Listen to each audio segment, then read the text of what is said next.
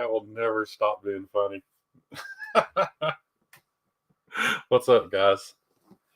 A little bit early. Got a couple of guests coming on tonight. Something a little different. What's up, Marco? Congratulations on being the first comment. I'm sure it's probably lost its excitement at this point. You've achieved it so many times. But man, I really appreciate your grind, Marco. You have no idea. Let's see. We got a super chat. Let's see. What a smart ass. Let me introduce this guy first. For those of you who don't know, this is Mr. Ryan Ellis. I got to read this super chat off, Ryan. In case you don't know, Stevie only did this to make fun of the way I pronounce OIL. So it's Forged Choles, Keen Edge, Oil Quenches, Ball of Hot Fall, Soul Hides, Metal Spoil. That's the same way you would say it, right? You read that out loud. Forged Choles, Keen Edge, Oil Quenches, Bowl of Hot Full, Soul Hides, Metal Spoil. Yes. I'm not the only one. That was apparently a little bit in every other state they pronounce it foil and choil. Oil. Yeah. But we're not weird like that. We just say bowl. It's chol. Bowl and full. Yeah, chol. That's all it is. Yeah. So how do I get my chats to come up here? This is my first time in here, so I'm not sure. As a guest, up in the top right, on the right hand side of the screen, mine says comments, banners, media assets, style, and private chat. I don't know if you'll have that many, but there should be one that says comments. I got you. You click on that, you should be able to see the comments. Mr. Coonley was supposed to join us as well tonight. I haven't heard from him in a little bit. He's a little like me. He doesn't have a sleep schedule. Just whenever he falls asleep, he just falls asleep. So yeah, pretty much one of them deals where you just live with it. You know what I mean? I wish I had that ability, but I have a problem falling asleep. That's my problem. Yeah, I'll lay there for an hour, 2 hours. Yeah, I figured out now that if I've got some kind of music playing, or I've got now to where I'll put somebody's live stream on, right, and I can lay there, and with that played in the background, I can fall asleep pretty easily. So, yeah, I have. My problem is I constantly look for something that interests me, and then by the time I find that, I don't go to sleep. I'll next thing I know, the sun's up. I've spent 5 hours studying the invasion of Omaha Beach. You know, I just can't seem to turn my mind off. You end up. What's up, Kyle? Oh shit, we got Ellis here. Kyle, I hope you heard Ellis read that super chat out loud. No, I just got here. Oh, well, Stevie sent me a little smart ass super. He jumped in for just a second. I saw his face in the green room, and he immediately disappeared. He didn't even say anything. But yeah, I'll scroll back to it. Hang on. I see it. Stevie. Okay. Yeah, you can see it and understand what he was getting at. I'll be right back. Yeah. So I read it, then I had Ryan read it, and Ryan says it the exact same way that I do. Well, of course. The invasion of Omaha Beach about Donnie. No, that's not the one. I've gotten way more interested in the Pacific theater lately. Like the Japanese were savages, man. They were a scary opponent. It's something else to watch. Why am I so zoomed in? I'm extremely zoomed in. I don't know if it's the way I've got us on the screen. I don't know how else to do it. There we go. Is that better? Y'all like it better like that? Yeah. Okay. Yeah. So that was we're talking about things you were finding being interested in the middle of the night, trying to go to sleep. Yeah. There was one night I was doing that, and I literally found myself watching a documentary, and they were talking about snow blindness in cats, and I was extremely intrigued in this, very invested. Yeah. But it's a real thing. Yeah. Is this a Alabama thing? I don't know. Then we're easily entertained. Because I've had zero interest. You would think I wouldn't have any interest in it either, but in the middle of the night there was nothing else on. So Let's all take a moment and say good evening to Mr. Josh Branson. We don't see Josh around every live stream like we used to. I know he's a busy man, but What's up, hello, Branson? Josh Branson. How are you? Shane. There's those Yeah. handles. Oh yeah, hey, what was that? I really like that wood as far as how tough it is in the grain, but it doesn't absorb color. Like I can't change the colors like I want to. I don't know what. Is that ironwood? All I know is it's a Brazilian hardwood. I don't know. It's that wood they sell that you make your outdoor furniture on your Ipe? Huh? Ipe? It may be. Or are you talking about like teak or cedar? It's not cedar. I know they sell it for like outdoor kitchens because it doesn't rot. That's probably Ipe. Yeah, it's very resistant to bugs and stuff like that. right. And it's I don't know what super it's called, hard. but I think I know. Well, what you it's should called. try. Yeah, lick it. You'll know why bugs don't eat it. This Shane, What's this it is not taste like, this is Shane? not Ipe. It's straight tannin. It's very bitter. I can tell you Oh. this is not Ipe because it sands extremely easy. Oh, that does not. This? Yeah. Yeah, it did. Oh, that sounds. I Yeah, don't know. Meathead's in here. Meathead, what is it? Well, I took I'm it up up to to 400 without an issue at all. Meathead would know because he sells it. But I got that from a cabinet shop, and he told me he's like, dude, you leave this outside for years and rub it with a piece of sandpaper to look just like this again. Well, Meathead's been punched in the head too many times too. Yeah, that's true. He I don't probably think never Meathead does knows. try to scare you. It's odd that we're off in the same town, but I don't think Meathead knows Ryan. Ryan, do you know? I've never met him. I don't think so. His real name's Scott Brothers, but he's the manager up at Webb Concrete in Center. He used to work at he worked at Marvin's long time ago when he was young. But yeah, that's where he's at now. He walked behind you in one of your live streams one time, and Okay. I thought I would know him if I saw him, but when I saw him, I didn't know him. I was a little disappointed. I hear you. Me too. Every time I see him, I feel that way. Just a little disappointed. Hey, Kathleen, how are you? Oh, wait. I guess to talk about shop stuff and knife stuff, not a whole lot to report. Still haven't had an extremely productive week, but anyway, yeah, that's that. I haven't been very productive in my shop lately either. I haven't done much of anything, which I've been very busy over in Mississippi. We've had a big job going on over there, helping some buddies get caught up and then stuff like that. So my shop's been pretty much dead and empty for a week. I think Kyle's been busy with his. I'm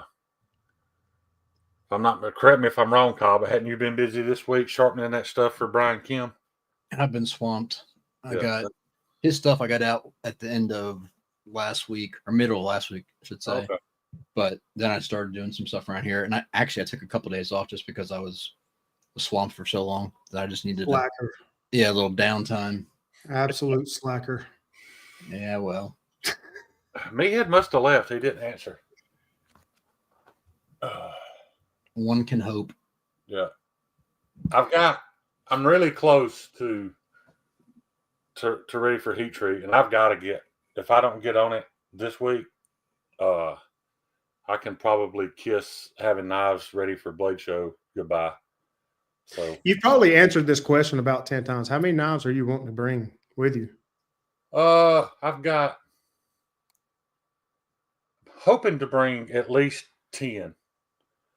I've got almost 30 ready for Heat Treat, but I don't think I'll get all those done but I'm hoping to bring 10. Have 10 there with me. Now I've got to Like, show the As in the metal 10 or Huh? 10? 10. Teen or 10? Shut up, Kyle. Ugh. Hey, 10 wouldn't make too good of a knife, you know. No. Well, China's been doing it for years and getting away with it. So, it is what it is. But yeah. Javon, shut up. Mills, no, I just did that collab with him when he was doing all his Zerblast refinishing. I was doing all the edges for those. Yeah.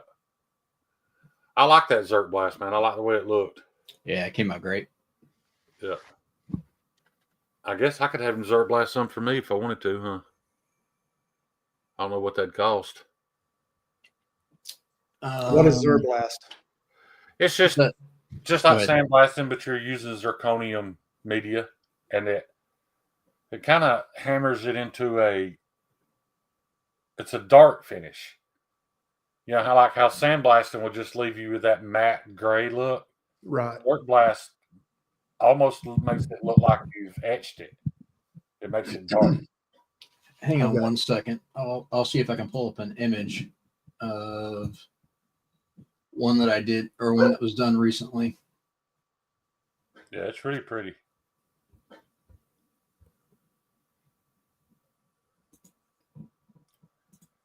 What's a bummer pad, Joe Isabella?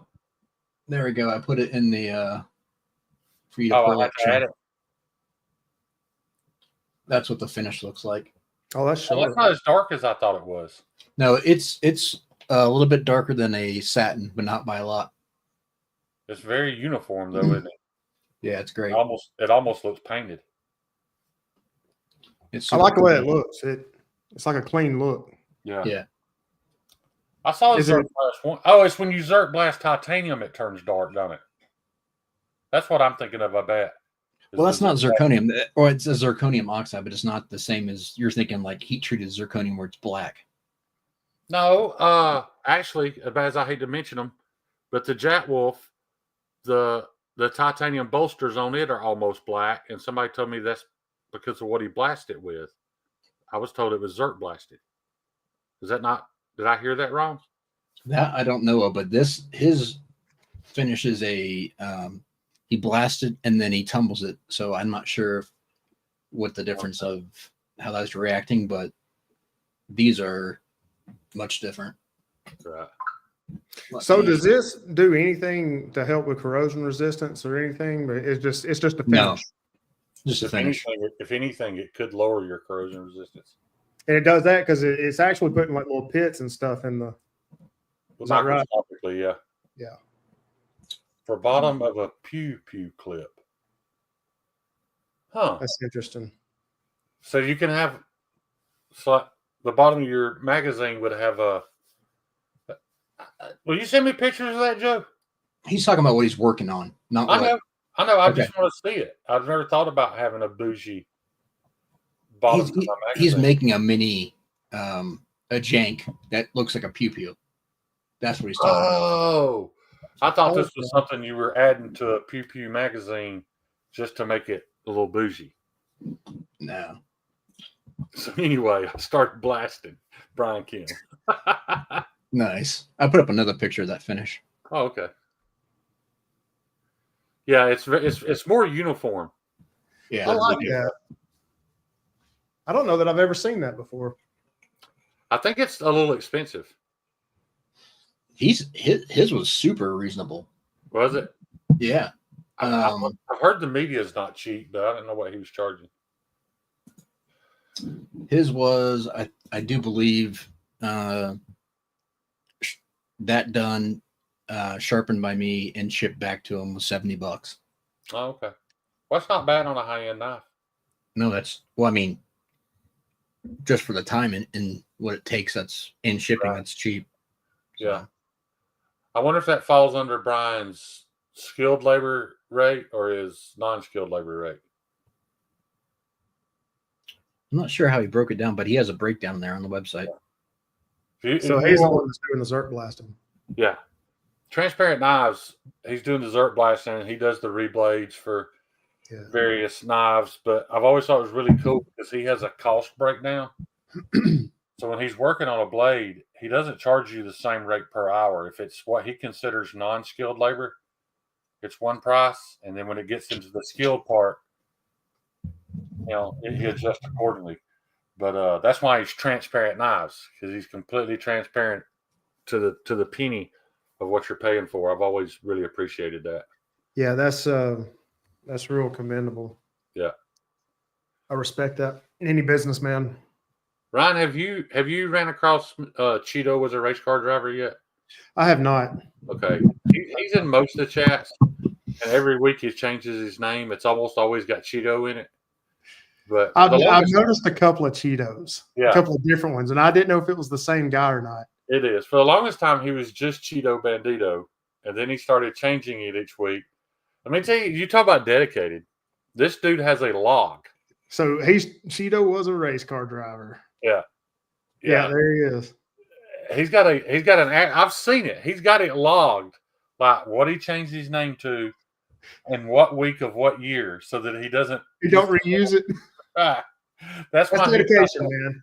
He's got that T-shirt available on Lungbone that says "Bring the names," and on the back it's got names he's used and the dates, but it looks like a tour T-shirt, but it's just all the different names he's used. I think it's very original, but Nice. it definitely makes him stand out within the community for sure.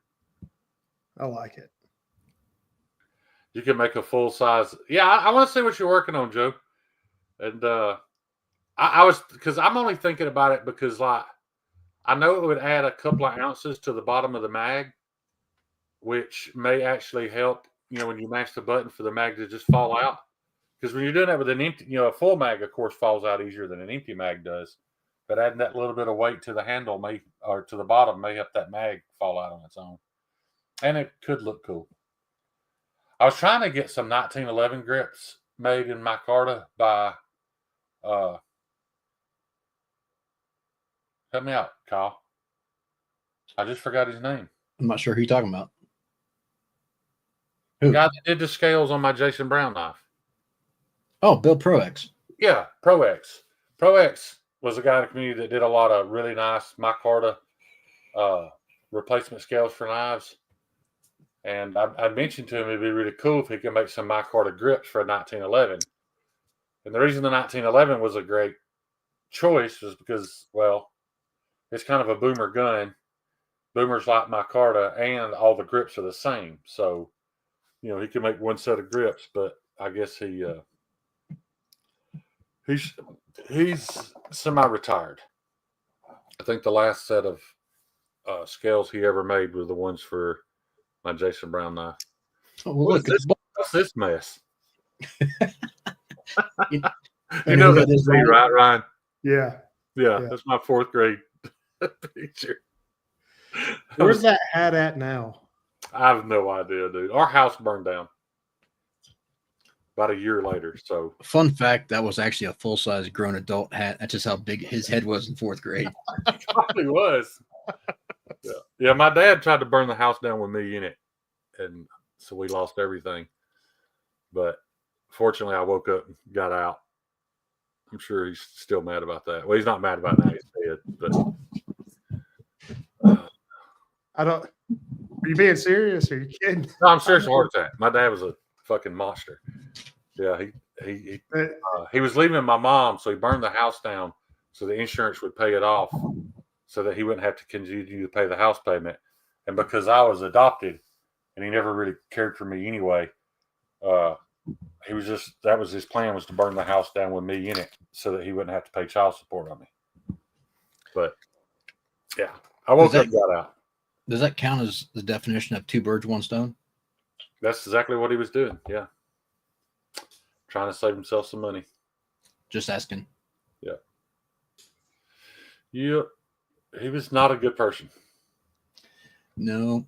But then he went to prison. Got to spend. I can't imagine why. Yeah. Yeah, it wasn't for that. It's way worse. Stuff we can't talk about on YouTube. I'll tell you the story maybe on the Way to Blade show or something, but yeah. Luckily for me and everybody else in the world, he died in prison, so it all worked out pretty good. 55-gallon hat. It's a big hat, Joe. My head is, even when I was a little kid, up until like the year before that picture was made, I was actually anemic. Like I was just skin and bones, but I still had a huge head. Looked like a lollipop walking around, Yeah. didn't And then I just one day I just got over the anemia. Like I was no longer anemic, and I just got fat. On a lighter note, have you guys seen that war going on? Which one are you talking about? I don't know. I was Iran? No, I just was talking Oh. shit because of your story. Yeah, we got a little dark there for a moment. Hey, if you guys don't have the Said Stevie clip on your Spyderco, what are you even doing? Why do you not have a Said Stevie clip on your I didn't Spyderco? even know he had clips. Yeah, this is from Lynch Northwest. Lynch Northwest collab. Steve, you got to do some marketing, my man. I didn't even know you had Well, anything. they may have sold out. I'm not sure. Yeah, I know they sold out, but I think they were planning on releasing some more. Yeah, Aiden, I appreciate that, buddy. I do. Shane was I mistaken. keep forgetting this chat's even over here. Huh? I keep forgetting this chat's even over here. I do too. Joe, are you saying he moonlighted as ET? Shane was mistaken for an alien as a kid. Funny you mentioned that. E.T. was the last movie my dad ever took me to watch. Damn it, Shane. Yeah. We're just going to keep this one going, dude. Yeah. He really did. It was the only movie he ever took me to watch. Yeah. But he only took me because he met a woman there. But anyway, You're going to leave you there? he did leave me there. Maybe the movie freaked him out and he thought you were ET, so he's trying to burn you down. I don't know. No, it's much more sinister than that, I promise. Shane's death is It's already that fucking wins the internet right there. bro. That's the best comment I've ever read. We can all log off now Oh, and just go to shit. bed happy. Yeah, that's a mic drop moment right Attaboy, Drizzy. there. Yeah, good job, Drizzy. Hats off, Drew. Oh shit, that was good stuff. Yeah, I wonder if you can look my dad up. I wonder if all that's still on the. That was before the internet, so I doubt it. He was pretty famous though. Nice, empty. Cheeto, that's amazing. I love it. E.T. phoned someone else's home. Yeah. Oh yeah, Drizzy, you can't hurt my feelings about that son of a bitch. There's no, yeah, no chance of me taking offense to anything you say about that dude. Kyle, you are not going to unawkward this. Oh, Terry, I agree, but I tried at least. yeah. Oh, I could make it really awkward if I told the whole story. Oh, damn it, Drew. Drew. I'm predicting though the live stream would last about 3 minutes before YouTube shut it down. Look at Joe's comment. Because you can't tell that story without No. without breaking guidelines. Picture a drunk ass redneck seeing a pasty white head little Mark Lloyd the woods in the dark. Oh shit. Mongoloid.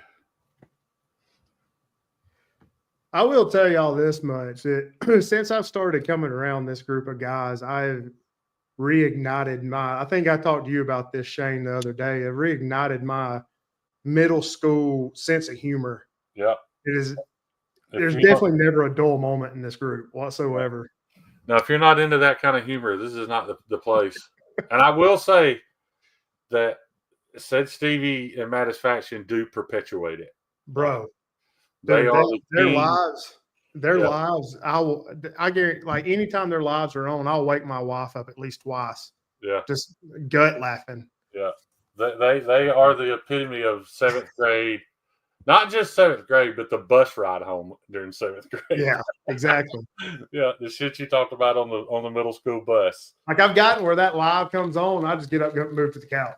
I'll Yeah. keep my wife up all night long, you know. Yeah. Hey, Jesse's in here. Jesse just won a knife. I didn't get to hang around long enough to see what you won, Jesse, but congratulations.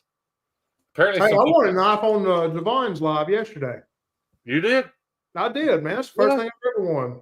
Awesome. Hey, so I won there, and my 9-year-old nephew hit his first home run over the fence yesterday. That's a good day. All within just a few minutes of each other. It was a great day yesterday. Yeah. I needed it. That couldn't be a coincidence. Yeah, I mean, it could. Be careful coming around these guys. One of them is likely to save a little of it.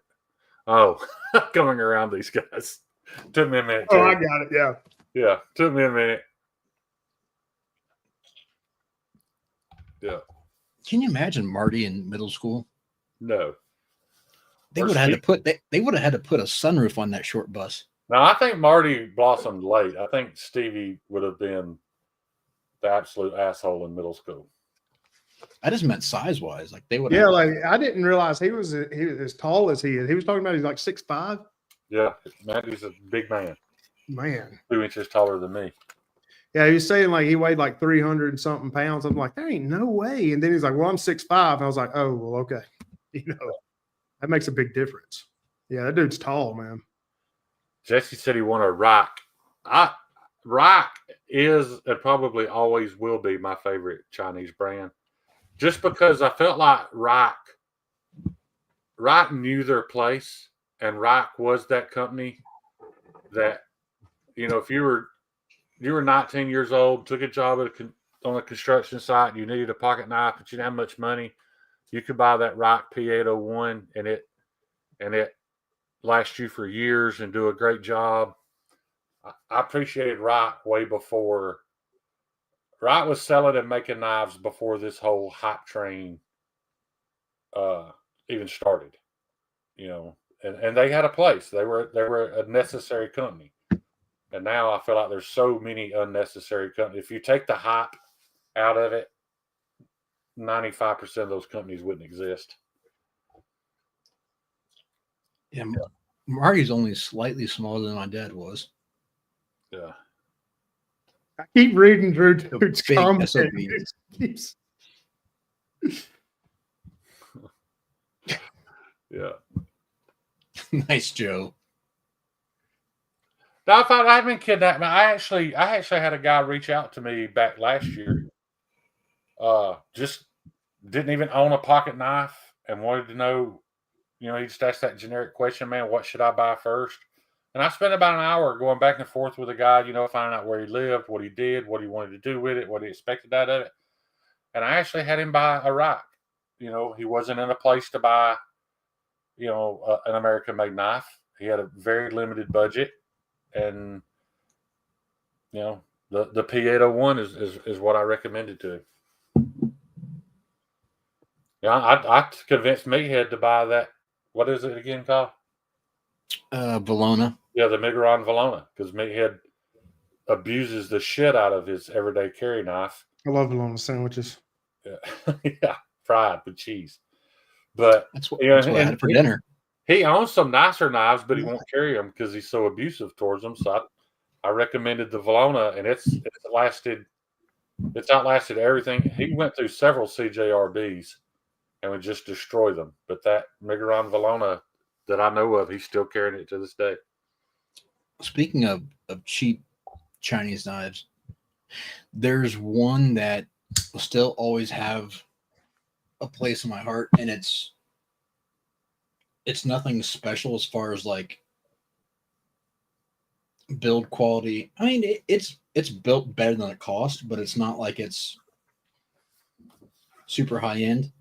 But it's got gunk all over it. But the this is just a cheapy petrified fish. Yeah. But it's a big boy. I mean, it's thick too. Yeah. Here, let me put it next to. I can't get past the name. That's next to a PM2. Right. Considerably thicker and slightly bigger. I just can't get past the name Petrified Fish. What marketing company? Yeah, That's where did lost, that that's come lost from? in translation of what that is. But overall blade shape and everything, that kind of reminds me of a Shiro a little bit. It does have a Shiro-esque shaped blade.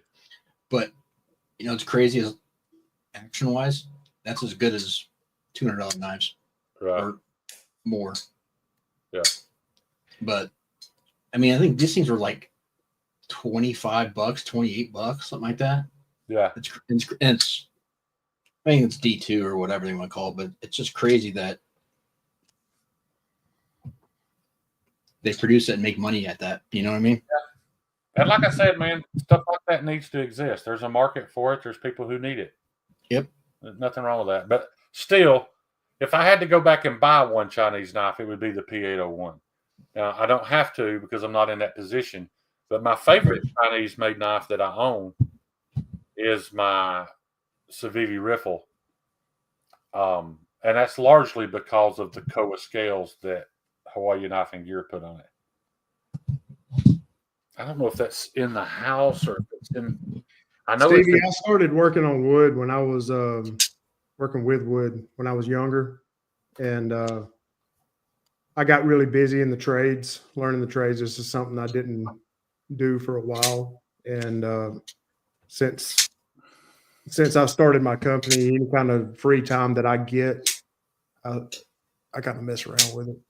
It's kind of just a side hobby. It's nothing I take too awful serious. So. Yeah. Ryan, what color are the pins on that knife with the wood scales? I don't even remember what color. They're that translucent orange. Translucent orange. That was a better concept than it turned out to But see, be. like, look there, you can't really see it. Right. And then if I get it into the light, you can actually. Yeah, it almost has to see be through it. backlit for them to translucent. It's I was kind a of little neat. yeah. Oh, that's really neat. Yeah, I was a little disappointed that it didn't just when the rod's just laying there on the table, it almost looks like it's a LED light bulb. It's just emitting light. But when you cut it down to that long, there's not as much surface area to absorb the light so you can see it all that. Yeah. It's very tough. It's just I'm not going to say it's as tough as G10. It might not be that tough, but very tough stuff. But let me go grab this other one. I want to show you I really like this color combo. It's in the kitchen. I'll be right back. Y'all talk amongst yourselves. Ryan, in regards to woodworking, the person you can talk about that too with is Todd Carr. He's a pretty good hobbyist.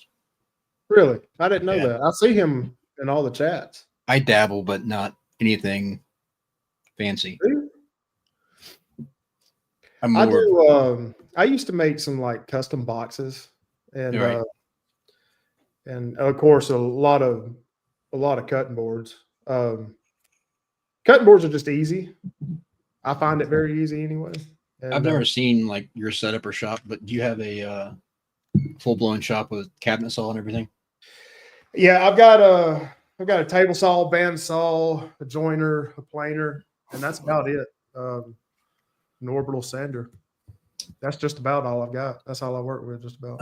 I've got all that, but besides the joiner planer, I don't have the space for it. And the place I used to buy hardwood locally, I could get it S4S or S3S cheap, and then just rip it off of that. Yeah, and now they make those joiner planer combos now. Right. Which is pretty handy.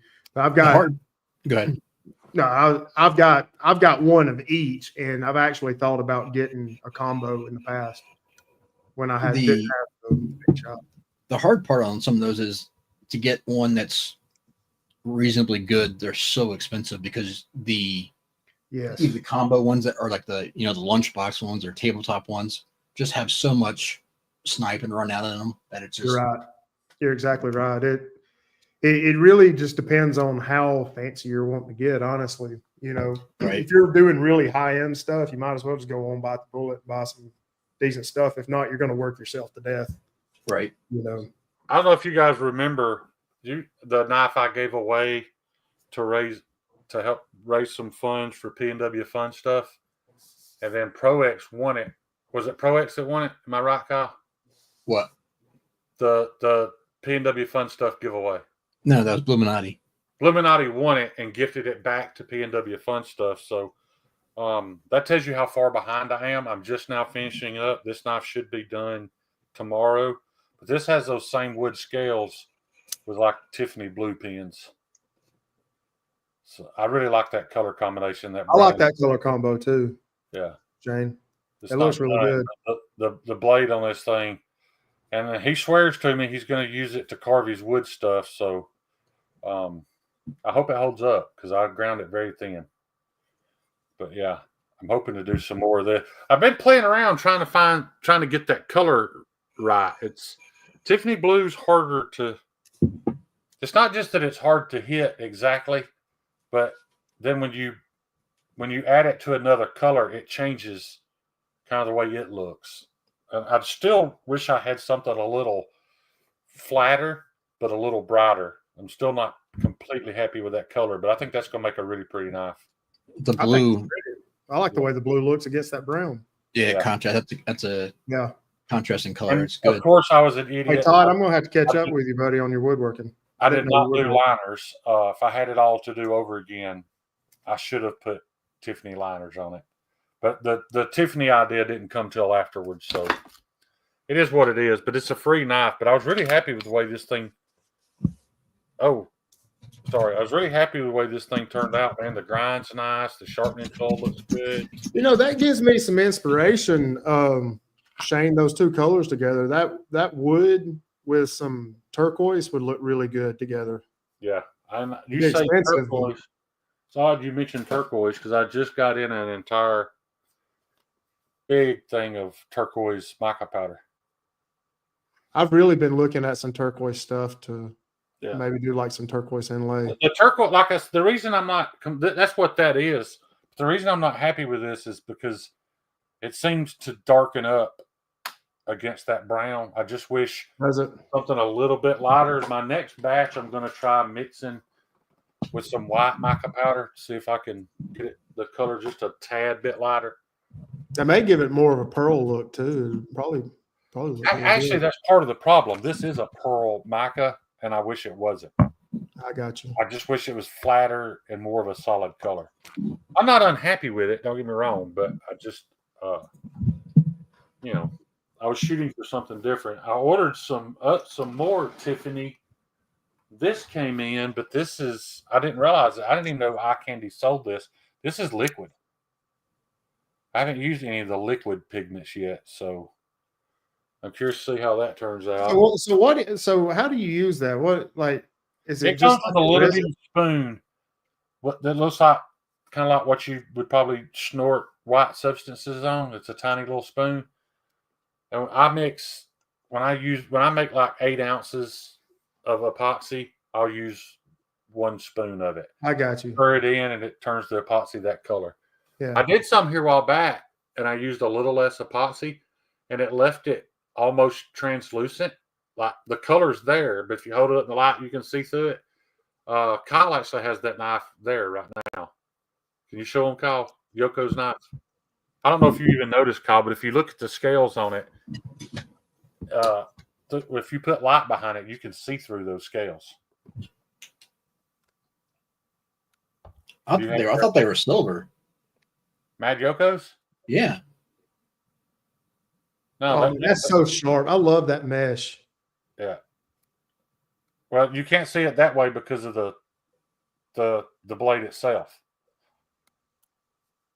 Like, point the flashlight at the spine, and you'll see that you can kind of see through the scale. You can see I don't know if it's going to show up on camera. Yeah, you see it lighting up in there? Yeah, I can see that. Yeah. It's Oh, not the scale. I thought you were talking about the pins. I'm like, the pins aren't. No. Okay. Scale. Okay, I got you. I thought he was talking about the pins too, Kyle. So No, don't feel the cans are solid aluminum. I'm sorry. Yeah, I've got a bunch of that mesh, by the way. There's much more of that coming. I bought a 24 by 24 inch sheet of it and cut it. I've got 2 of these that have those mesh handles, but the color on them is like this color and it's like this color blue with a little bit of darker blue streaking through it. I'll have those ready to show in the next few days. You know, I like the way those black handles look with like copper mesh. Yeah. I tried to make some myself. I don't have a problem with paying for scale material. Like that material that I put on the Thug that was so popular. Um, Everybody loved it. It is beautiful, and that it cost me $25 a set. That's a little high for knife scales, but I don't mind paying the price. But I paid the price. I bought several sets, and then found out that they're from China. They kind of tricked me. The name of the company is Valley Composites out of California. I've told that story about the fifth or sixth transaction when they sent me my reply email. I think they just forgot to hit translate, and it came to me in Chinese. Those I've been trying, yeah. And you know what, man? If people want it, I'll still buy it. I just wish they had been more forthcoming about it. Those scales I told you to order for me, I don't give a shit where they come from. They look good. Right. I love that color. Cheeto, I don't have any. I don't keep any K390. For me to do a K, well, you can ask Paul. The only reason I had any K390s because people were willing to. Those were knives that were ordered up front. I just, yeah, I can't afford to buy K390 and hope somebody buys it. It'd have to be something that's ordered. Paul, all I've got, I don't have any steel available right now. I've got everything I've got at the shop cut out and ready for heat treat is I've got one in 3V that belongs to Sawtooth Dave. And then I've got everything else is in Crewwear Nitro V. I don't have anything like in stock at the moment. Plus, you got a lot. What's up, Maddie? I didn't know you were in here. You didn't know Maddie was here? No, I keep forgetting the chat's over here. Oh, yeah. If anybody said anything to me, I ain't ignoring you. Yeah. I mean, I guess I kind of am, but not on I purpose. was hoping PNW Fun Stuff will be here, though. I think he's going to be excited about this, man. That's I would too. a really good knife, man. It's going to have a good feel. It's a good shit size. I don't know anything about wood carving. I know a lot of people use a saber grind for that. This is a very thinly ground flat grind. So I hope it is Nitro V, so it's tough. I hope it holds up to that twisting motion they do in wood. We'll find. Oh, today's his birthday. Well, I wish I could have got it to him before that, but being Nitro V, that should have better side loading, but it's still being that thin. It's got a risk of if it gets too deep into something. What is the ideal steel for side loading like that? I don't know that there's an ideal steel. I think it's more the grind and the geometry. Yeah, Is it? Yeah, you kind of have to have that in mind ahead of time. And I try to grind everything except for those big SNTs I did and those choppers. I try to grind everything to slice. That pass through media as easily as possible. I know this one I got of yours is slicey as all hell. Yeah. It's one of my favorite knives. I cut everything with it. I just be cutting shit just to be cutting it with this thing. Yeah. It's fun. It's like, hey, watch it. Well, when it gets dull, send it back to Kyle. So, yeah, it is. Which one did you get? I really enjoy the fact that when people get my knives, that they come with Kyle's edge on it. I mean, because the one thing, even if you never resharpen it, you at least want it out of the box to be scary sharp. So It's Which one pretty did you get, sharp. Ryan? that was Ed okay. Harris, remember? Oh yeah. And Ed wanted a handle change, so we made that work out. Yep, that's a good Yeah, it one. worked out perfect. Yeah. He sent me some pictures of it, and I said, I want that one right there. I really love this. Yeah. That's what got me. And Well, then that's why he didn't lie. and see, I love Let me get you his knife and show you. I'll show you the difference, what he actually wanted. So yeah, he told me, he said, well, that one's already sold. So I'm just gonna have to make you another one like that. And he called me back a couple of days later. He's like, you're not gonna believe this. He said, that knife's yours. So So he it wanted worked out. it to come to cover more of the ricasso. But this knife I had already shipped to Kyle. This is Ed Harrison's knife. And apparently Ed asked about it Friday. asked if Kyle had it already. There was a big scare around this. I didn't call Ed because I didn't want to talk to him until it was completely resolved. I shipped this off. Then a few days ago, Kyle asked me, he's like, where's Ed's knife at? And I'm like, you don't have it? He's like, no. Luckily, the shipping label had got damaged, and they were holding it at the FedEx office in Birmingham. So they shipped it back to me, and I got to take it down there and reship it to Kyle. But that's the only reason why it's still here. But this is some of that scale material too. I like that. I really like it, man. But and like I said, I will buy it. I will use it. You know, As long as the people know. yeah, as long as you know it's not U.S. sourced. That stuff Well, is that label- great though. It's so easy to work with, Is it? Yeah. and it takes a phenomenal polish. Yeah, for those of you who don't know this, when you're getting my knife, this knife will be prettier when Ed gets it because Kyle touches these up and polishes them for me. Yeah, So- and that one's got your logo on it too.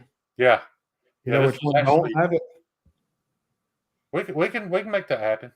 Yeah, I'm gonna have to send it to you. We can make that happen.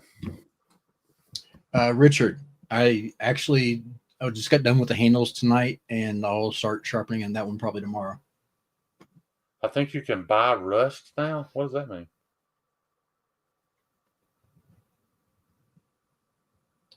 Anyway, Meathead, what kind of wood was this? I asked earlier, you wasn't in here. This is that Brazilian hardwood.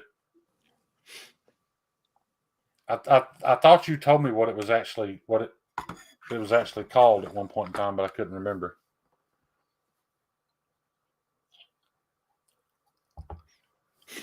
Space Ghost. He said, I got a Kyle edge on a hunk of crew wear. I'm happy I haven't dropped it on my foot yet. Oh yeah, you do have that one. Tiger wood, does that make sense, Kyle? You ever heard of that? I've That's a lot of hardwood. no. I mean, I've heard of, well, there are different species of Brazilian hardwood, but yeah, that I've never heard of tiger wood. I've heard of That leopard could be wood, some redneck shit Meathead made up, though. We don't ever know. probably. Hey, tiger wood actually is very good to make some cutting boards out of. It's very dense. I've never heard of tiger wood. I've heard of like obviously leopard wood, but never heard of tiger wood. It's just Ipe or Epi or whatever you said. Yeah, but Ipe, it's IPE, meathead, you mongoloid. This man runs a lumber yard. You can't even spell the wood. Hey, I can't spell either, man. They didn't hire him for his brains. They hired him for his back and his ability to tell people what the fuck to do. So I can't spell either. If it wasn't for autocorrect, I'd be lost. check that out, Kyle. I saw it. That's pretty good, Maddie. But the weird thing, so like Ipe is super. Yeah, that's about right, meathead. I can spell time. Ipe is super dense and it's really oily. And this was This not is like too. that. I have to soak this in alcohol to get it to stick to epoxy. See, like when I was sanding it, unless I've just got I do have good sandpaper, but like it was not hard to sand at all, and it wasn't oily or waxy. So can you dry it out? Like, No, or is it it's just always oily? it's naturally oily wood. Yeah, that's why bugs don't eat it. That's the resistance to bugs and the resistance to moisture and Yeah, so to Right. use these, I have to soak them in alcohol to remove the oil layer and then epoxy them onto the knife. So I will say this, Ryan, you'll that handle was taken up to 400, and you see how grainy that is still. Yeah. And I also hit that with beeswax and buffed it afterwards, so it just soaks it right into it. I mean, it's not like chalky, but it's smooth, but it's not polished by any means. I like the way that looks. It like the natural wood look. Yeah, That's what I do on my cutting boards. I soak them in oil and let them dry, and then cover them with wax and let it go. damn it, Stevie.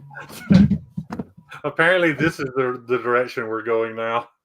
It went from super dark to Maddie and Stevie are probably two of my favorite guys in the world right now. Those guys crack me up so much, man. Putting those two guys together is comedy gold. Well, you'll get to meet Stevie here in about a month. Yeah, I yeah. think Maddie's going to be there. PNW, I'm glad you're here, man. I was just showing off your knife. It's not quite done. I still have to finish the handles and send it to Kyle for sharpening. I apologize about it taking so long, but that's the PNW fun stuff. Woodcrafter. Actually, I don't know if it's going to be worth the shit at crafting wood. I ground it very thin. It's got a very slicey flat grind. So I hope it holds up to woodwork, but that's your knife. Happy birthday, PNW. That's probably be better suited to whittling than it would be carving.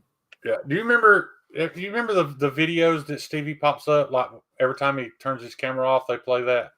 Stevie's taking a shit. That's PNW fun stuff. He's the one that does all the little music videos on Stevie's channel. Or the epic Green Man suit, if you saw that episode, Madness Faction a couple weeks ago. I didn't see that. I don't Oh think I my saw God, that. you did not see that? Oh wait, I did see that. I forgot about that. When he looked like the Mucinex guy and his mom came. Yes. It It was you that called him. It was you that called Yeah. him the Mucinex guy. That Yeah. was when you called him that. That was one of the times I woke my wife up laughing. She said, "What are you laughing at?" I was like, "The Mucinex guy." She was like, "I'm not even going to ask." She just rolled me over. Well, happy birthday, PNW. I wish I'd have got this to you on time, but it took me way longer Happy than I birthday, thought. But I'm PNW. really happy with it. I think it's gonna turn out really nice. PNW would know how to handle that tiger wood. You guys missed our original bathwater on Wednesday. Oh, on Maddie's live Wednesday? I did not get there in time for that. Dude, I love when PNW sends me random pictures of shit that he sees from outside the convenience store. Like just shit that's happening in the parking lot. Snap pictures of it. With no context. Sometimes, yeah. Is that a crackhead in the bush? Taking a shit. That dude's a riot, man. I love that guy. And he got here, he was introduced to the community from, is it Grady Scare? No. He's somebody's uncle in the community. PNW is. It's somebody else from the Pacific Northwest. But it's not Grady's gear. It's, come on, somebody help me. I'm not sure. Holy shit, really, PNW?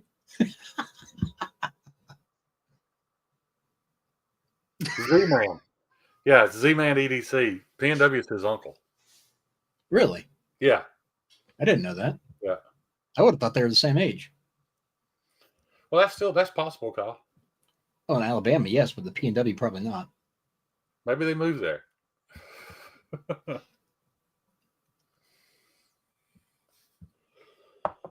Yeah. Yeah, because Z-Man actually reached out to me, thanked me for doing I haven't seen Z-Man around in a long time. I didn't either. He probably just got busy with life like everybody else does. Yep. So I got a question for you, Kyle. The other day I said something about the SB90. You said it was all right as long as it was done right. What do you mean by that? But I know they got something like, because I've read something about Chinese SB90. I don't know enough about this stuff though. Basically, what it comes down to is through practice and studies, there's a range of what each steel should be heat treated to get optimum performance. And shut up, Maddie. And if you don't get in that range, you're just wasting your money because you could get potentially a cheaper steel done better that outperforms that. Right. Well So done. That's the simplified version. And when it comes to buying production and getting your money's worth, in my opinion, Spyderco's the best at it. However, Spyderco still doesn't reach what custom levels can. Correct. Like Spyderco And they're not S90 optimal on is everything. not the best S90 you can buy, but it's still 2 points shy of what a lot of custom guys run it at. So, Okay, here's for instance, Spyderco's MagnaCut. We all know it's ideally 63 to 64. They run it like 62, but it still performs well because partially with theirs is geometry. Why do But they if they- run it so low though? Is it just because they're doing so much of it? Like, I can't answer for them on that, but I know well, when compared to everybody else, they're not running it low. really? there Yeah, There's there's a lot. Like there's this still a company, few people that are running it at 63, 64, yeah, but this, not this not a company lot. right here is Tucson. I think they run their S90 at like 59. Well, yeah, But it's a complete waste. Their 14C will cut just as much as their S90V will. And the prices of those steels, it's literally S90 literally is 20 to 25 times, not percent, times higher than 14C. So why would you pay the money for S90V when it doesn't Get the perform any same- better? Right. Yeah, you're getting the same edge. pretty much. Everybody has a different excuse. Some people say because when you get to higher HRCs, it loses toughness, so they don't want to have to warranty broken blades. But not till you're topping it off at 65 plus. Plus, you're also looking too. So, like that's to me that's a common fallacy is you're not running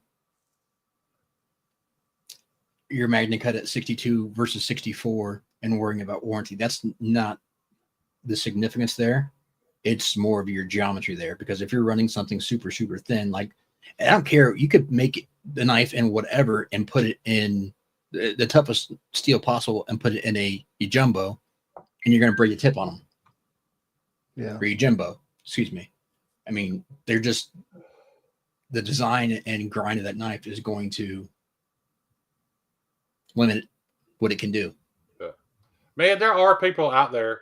Now, granted, it is a low percentage of people who are buying knives, but I was just talking about you. You abuse the shit out of a knife, and I firmly believe that the reason you haven't broken the one you've got is because it's 14C, and 14C is one of the toughest steels on the planet.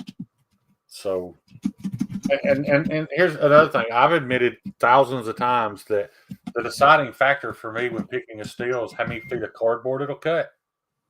Because I haven't cut 300 feet of cardboard combined in my entire life. So no, it doesn't matter. But that's what I want. That's where my passion is. So that's what I want. And when I buy that, I want to know that it's done as well as it can possibly be done. And it doesn't take a rocket scientist to do it, because I can heat treat these steels and get the HRCs where I want them. So the biggest issue, though, Ryan, is this thing called industry standard. So when Spyderco sends their knives off to have them heat treated, they're blanks.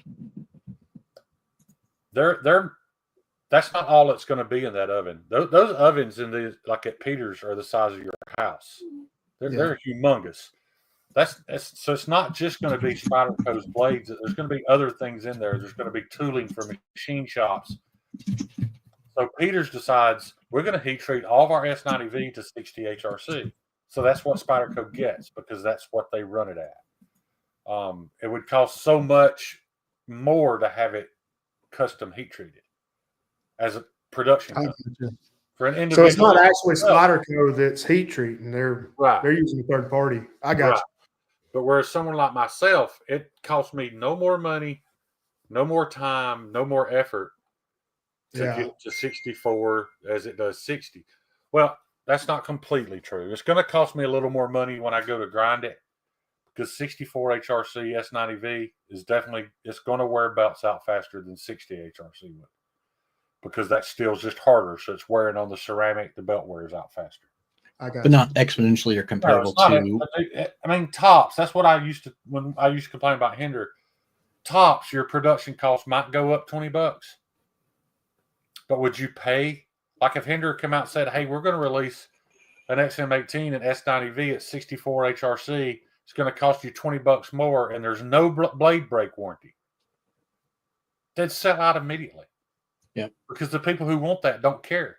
They'll buy it. They'll pay the extra. they'll skip the warranty to have that. Now, not everybody wants it. A lot of people don't care. Well, I doubt it would break either based on their geometry. If I But go yeah. to recycle in the South, if it's really more of a reused than recycle, but all that cardboard goes in Meathead's wood burning heater to get the fire started. And he also uses his water bottles for dip jars. Exactly. Yeah. All my water bottles, any kind of bottle, beer bottle, water bottle, if it's empty, I'm spitting in it. Meathead's floor. You got a couple of Ellis Industrial bottles you spit in. Yeah. Yeah. Yeah. But in all honesty, though, most people are never gonna know. Yeah, but it comes down to are you happy with your decision or your purchase?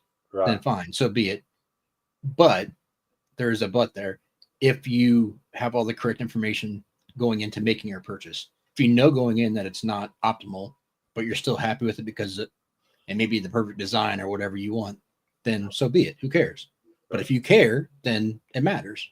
I just don't think the easiest analogy is like buying a Corvette and opening the hood and it's got a Cavalier engine under the hood. Right. Do you care? I mean, are you ever going to drive that car to its fullest potential? Maybe not. Maybe you're just happy with it looking like a Corvette. But I don't want that. If I buy a Corvette, I want it to have, a high performance LS motor in it because that's what it's supposed to have. So, or if you get a hooker and bring her home, find out she's a dude. Yeah, that's another great analogy. To Kyle, that might not matter, but to me, it does. Sounds like you had a bad experience. Mayhead, I was talking about your Migaron that you've been carrying for so long. The what? His Migaron. His Migaron Valona. That knife held up better than. You can say that on YouTube. Yeah. Might get a GoFundMe and raise $500,000. Right. Man, I've had to just quit watching the news. It's so depressing. I quit watching the news well over a year ago, buddy. And my life is so much better because of it. I mean, it's not perfect yet, but I still catch some of it, like that kid that stabbed that other kid at the. And now they've raised like over $1 million for the killer. I won't ever understand it, dude. I'll let somebody stab me if y'all raise $1 million for me. He died. I mean, that is I have to live. Don't back up now, Ryan. You done said it. Y'all raise $1 million, I'll let Shane stab me in the gut. I get the $1 million, and I have to live. Yeah. Yeah. You're welcome, Meathead. That's still that 14C and this Nitro V chemically are nearly the exact same thing. So this is up there with the toughness too. And that's just because of the way you heat treat it, right? Is that what you're saying? No, actually, I heat treat it to the verge of it losing toughness. I want to get as much edge retention as I possibly can out of any steel I heat treat. If I wanted this tougher, I would have made it a point or two softer, in all honesty. See, I think I'm more like you. I'd rather have edge retention than anything. I don't. But see, I don't never abuse my knife like Meathead does. I mean, if he needs to pry something, he's just going to pry it with his knife. He don't care. Yeah, see, I don't use my knife to pry. Anytime I use my knife, it's literally to cut. Yeah, because you're whether smart. I'm cutting packages open or boxes open, whatever, I've got tools in my bag that I use for prying. Right. So. Yeah, but Meathead's one of them people, though, man. He can break a steel ball with a rubber hammer. So the fact that knife has lasted him over a year is pretty amazing. I got a bunch of guys that work for me that are like that. And that's probably going on 2 years now. Yeah, it probably is. I watched Javon for that hot YouTube gossip. I do too. Thankfully, he's calmed down a little bit on that. Yeah. There's always going to be YouTube drama. There's always going to be knife community drama. But Oh, Stevie, I was talking about the other stuff he used to get into. oh yeah, but Stevie brought up something here a while back, man, that Hey, really, Javon, what's the really resonated with me. Go ahead. And I'm sorry. that's that, you don't have to put in a whole lot of effort to maintain a friendship with everybody in this community. Some of them just don't happen naturally, and that's okay. I talked about that Friday, Shane. Oh, did you? Talking about our rocky road at the beginning. We hated each other. Yeah, I couldn't stand Kyle when I first met him. I think it was Shane. Was it you? No, it was Kyle that was talking about it. I think. I just heard about this. Did you? Yeah. From That was Friday. Was it Friday? Okay. Yeah. Yeah, it was Kyle that was talking about it then. Yeah, it was just I think we were too similar, and both of us are stubborn and hard-headed about stuff, and he was an OG and didn't like the new kid in the block coming in getting some LLs. And yeah. Well, we come to my fucking live stream trying to be funny. That's my job. Yeah. Pretty well, much. I talk to Kyle more than I talk to literally anybody in my life. Oh, I know you don't talk to me, so I mean. Well, you've been in Mississippi busy. And you're both trolls. We are, John. We are. You're by far the funnest one to troll. I've only seen John mad one time. That was one of the happiest moments of my life. God, he was so mad at me. You finally pushed him off the top of that fence and took a side. And I haven't been doing it since. I just wanted to see how far I had to go before I could make Javon break. And he finally did. And it only lasted for like 10 seconds, and he got over it. And he tries to act like actually now he tries to act like he don't even remember it. But right after that, he's I wasn't mad. Bullshit, John. You were mad. And it was hilarious. I can't see John get mad at anybody. He's just so calm. Well, hey, what was it? Smoky Mountain Knives? He's pretty mad about that. Yeah. Yeah. And there's people that want to argue with him about that. Man, there's nothing to argue. You get to feel however you feel. Yeah, you're exactly right. Like that's your right. You just get to feel that, and that's something that somebody would just can't accept. They're just like, no, you can't. You don't have the right to be upset about that. Well, yes, I do. I can be as upset as I want to be, because when I turn this computer off, you don't have any effect on my life. So, God, yeah, I can. Javon, that's not an excuse. That's how you live. Yeah, I was high. I don't remember. Hey, You like to feel doors. Anyway. I can't remember what he I love when Javon calls me, and I don't know what drug he's on, but I know he's on something. He'll call me sometimes, and he's just got the zoomies, dude. And the entire conversation is one sentence. There's no punctuation.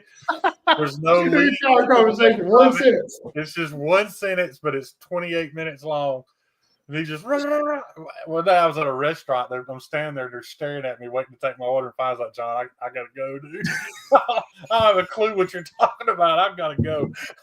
I love him to death, man. That's funny. What was it? I can't remember which stream was. Was it Knives Lives or something? His eyes were like the size of baseballs, and I don't think he took a breath for an entire hour. Oh gosh, he's such an awesome person, though, man. Yeah. I can't wait to get his knife out there. I'm hoping everybody wants one, but I'm excited about it. I've looked at it long and hard, and I don't think Javon had any intentions of it. But for those of you who've seen the blank, you'll know what I'm talking about. It really reminds me of a smaller version of this. It's just the way it's got that heavy sweep down to the tip, but it's only like 7 inches long. But I think the fret's going to be a great knife. It's a cool design. Yeah. What's up, Kathleen? I didn't see you here. 1931 Leatherface. Adderall 30 milligram time release. Those were mushrooms, Kyle. See, that's what's great about Javon. He had to explain because both those instances were two different drugs. So he had to explain which one he was on at that particular point in time. Yeah. Cheeto, didn't you just get a TR4? I've got my automatic. This knife was courtesy of Mr. Jack's Lungs gifted me this knife. It will forever be my knife. And I did the little Boondock Saints custom engraving on it there. I do regret getting rid of my Protect Strider. I missed that knife. Oh, you got the auto one? They're supposed to be releasing a manual. They've been talking about it for 2 years. You know, I had a manual that was, but their old manual button locks, to be honest, you guys would hate it because the action on them is horrible. Absolutely horrible. I'm sorry. I'm looking at Drew and Kathleen. That still gets me every time. Fort Boner. That was a funny episode, man. Yeah. I just love her sense of humor going along with it. Yeah. Yeah. She Aren't they supposed to have Fart Boner t-shirts made or something? yeah. No, they got them. Oh, did they? Yeah. I've missed some live streams lately, so I got out of touch a little bit. I got something to say real quick, and not a rant, but just a quick little quip. We come in here and we all have playful humor, and we're all guys, and it's all fun and games. We don't think sometimes about who else is watching. And Kathleen puts up with a lot, and she is such a good sport about it. And I just want to give her kudos for that. So I want to give her kudos for back when she wasn't used to it. She did get offended on occasion, but she stuck in there, man. She hung in there. Yeah. You know, she would even let us, hey guys, that's a little over the line for me. I'm going to go. But she'd be back the next week. You know what I mean? She always gave us a second chance. And she did kind of become my moral compass a little bit, because now I'll be thinking about saying something and I'll think, nah, I probably shouldn't say that with Kathleen. So she saved me a few times from saying things I probably shouldn't. There's been a few times that I see her pop up. There's MPG EDC? Yeah. And I hear some of the things we're talking about. And I'm like, Yeah. and then, but they go along with it. So Yeah. hats off. Like, no offense if I've ever said anything, but I remember one that really gets me, dude, as far as offensive things goes. I remember, and some of you guys are in here, I remember how super offended a bunch of people were the first time Tri-State did his little fake church thing on Sunday morning. yeah. And all the people in the chat, you know, just talking about how sacrilegious it was and that they were offended. And now all those same people are still there. They all crack the same, you know, religious related jokes. It's like they just got over it. Now they're all fine with it. I don't know. It was just weird to me. But That didn't last all that long, though. no, they still touch on it here and there. Do they? I haven't been in there in a while. Yeah. I have And no it's idea. fine. But once again, the main thing to remember there is if that's over the line for you, or if that brings some type of negativity to your life, You don't have to be there. exactly. You don't have to be friends with that guy. Yeah. I have a prescription and take one a day, but seem to call shame when my gears start rolling. That's fine, John. You could call me anytime your gears are rolling, buddy. Can we DoorDash you some wings, Shane? Cheeto, I really appreciate it, but I've lost the taste for wings. After 2 wing eating competitions, I get the thought in my head that I want wings, and then when I eat them, I instantly feel just a small percentage of what I felt after those wing eating competitions, and it makes me kind of sick to my stomach. Ryan. I ruined hot wings for myself. Hey, Ryan, have you ever been succumbed to Shane's neck roll, losing a finger or anything like that in it? No, but Most people are smart enough not to put their finger in it. the legend's real. It's Yeah. been around for years. Yes. Well, you weren't around in the knife community at the time, but this was about 1.5 years, 2 years ago. Ding Dong decided to try to open a pocket knife up with his neck roll. He did it. And all of a sudden, it's like, where's this blood coming from? Yeah. Yeah, Meathead's right. That's the guy I beat. The guy I beat in that last wing eating competition. I was a little intimidated because the guy's name was Lunchbox. That was his nickname, Lunchbox. You don't want to go to any kind of food eating competition with some dude named Lunchbox. Dude, I beat Daniel Sewell. The year before, that's who it come down to, was me and Daniel Sewell. I shut Sewell down. That's Sewell- impressive, man. Sewell's a good 100 pounds bigger than me. Yeah, that's impressive. Yeah. But Lunchbox had talked Cornbread fed boy. Lunchbox had talked so much shit that when I finished mine, he pushed his basket forward to quit and had 4 wings left in it. I picked them up and ate his last 4 wings too. Hell yeah. So I topped out at it was 72 wings in 14 minutes. I do good for 20. Yeah. I'm good for 20 and that's it. Pretty far, you're exactly right. That's why because all these were timed, and I can strip a wing bone in a second. How long do you have to keep him down for? I mean, you can't throw up in the Shane's restaurant. good at stripping I bombs. y'all. should have thrown up. I probably No, would so have I been. mean afterwards. I was 74, not 72. I'm sorry. Meathead, were you wearing your cheerleader outfit for Shane too? Yeah, Meathead was there for me. Pom-poms. Meathead going to Blade Show with us?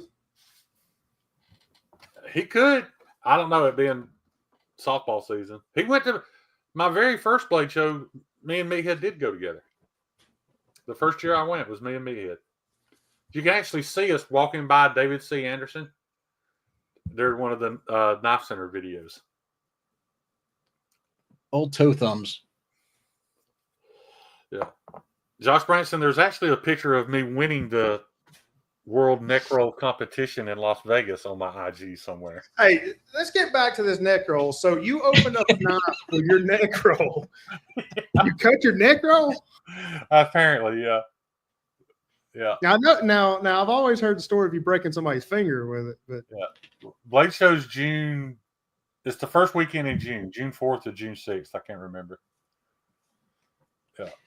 Yeah. Still I opened it on live. I opened a pocket knife with it and didn't realize I'd cut myself. It's not Still as one of big my- as it used to be, though, dude. I'm 100 pounds shy of what I was then.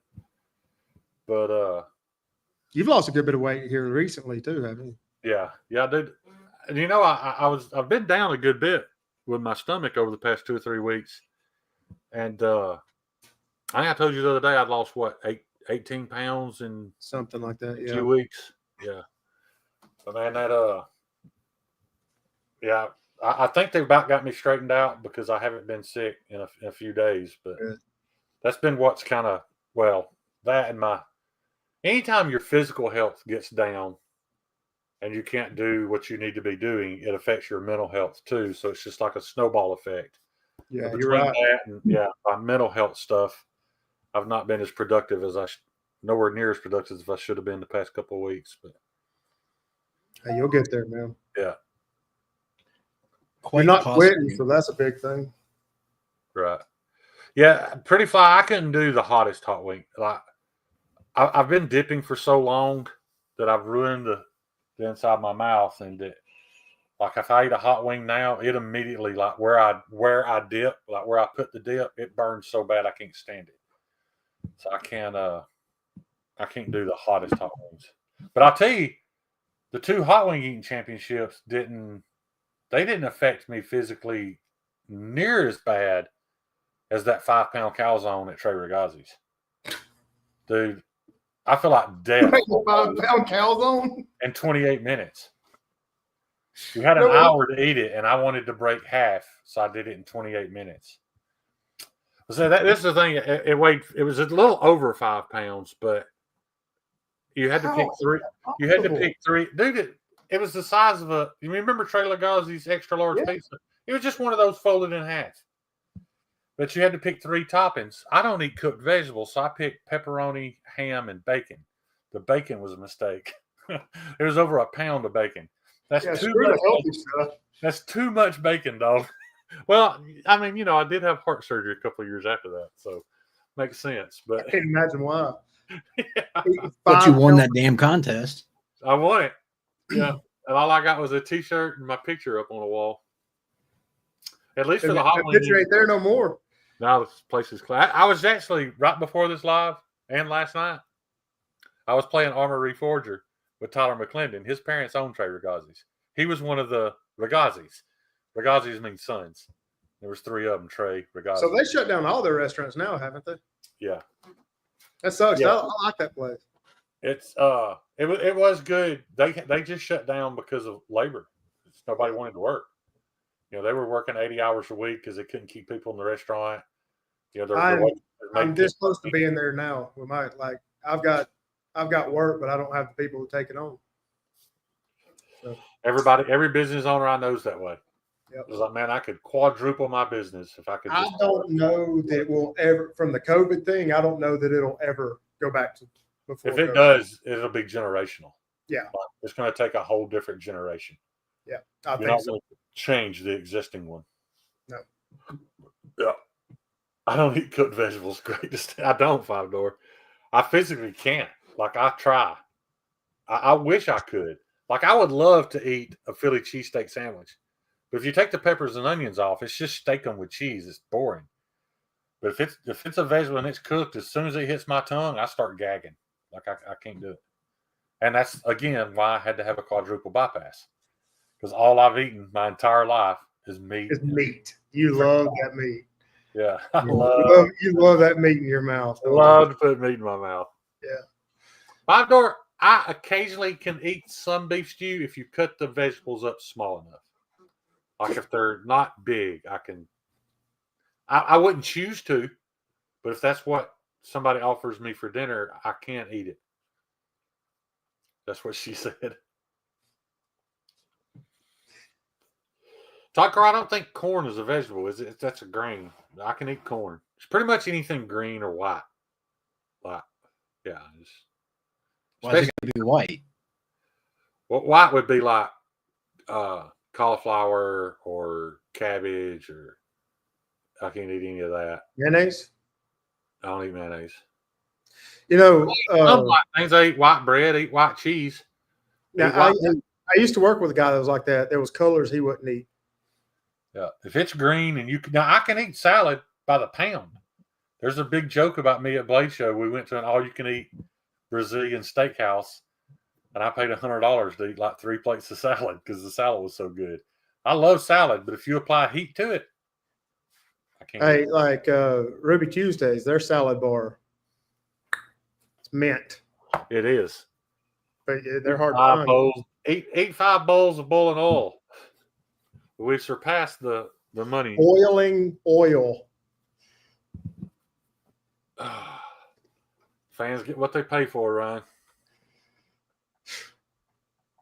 Oh, Damn it. I just ate before we got on here. dang. I did too. I had a bowl of strawberry mini wheats. I still haven't ate. I'm snacking. I like hominy corn, Mia. I went old school today. Very, very retro. I had a fried bologna sandwich and some potato salad from the Amish store. I need me some You raisinets. can't beat a fried bologna sandwich, man. But I preferred it to be like that thick, like 1/4-inch cut. Yeah, Yeah, but I want it almost black. yeah. Yeah. You like black meat. Yeah, I like my meat black.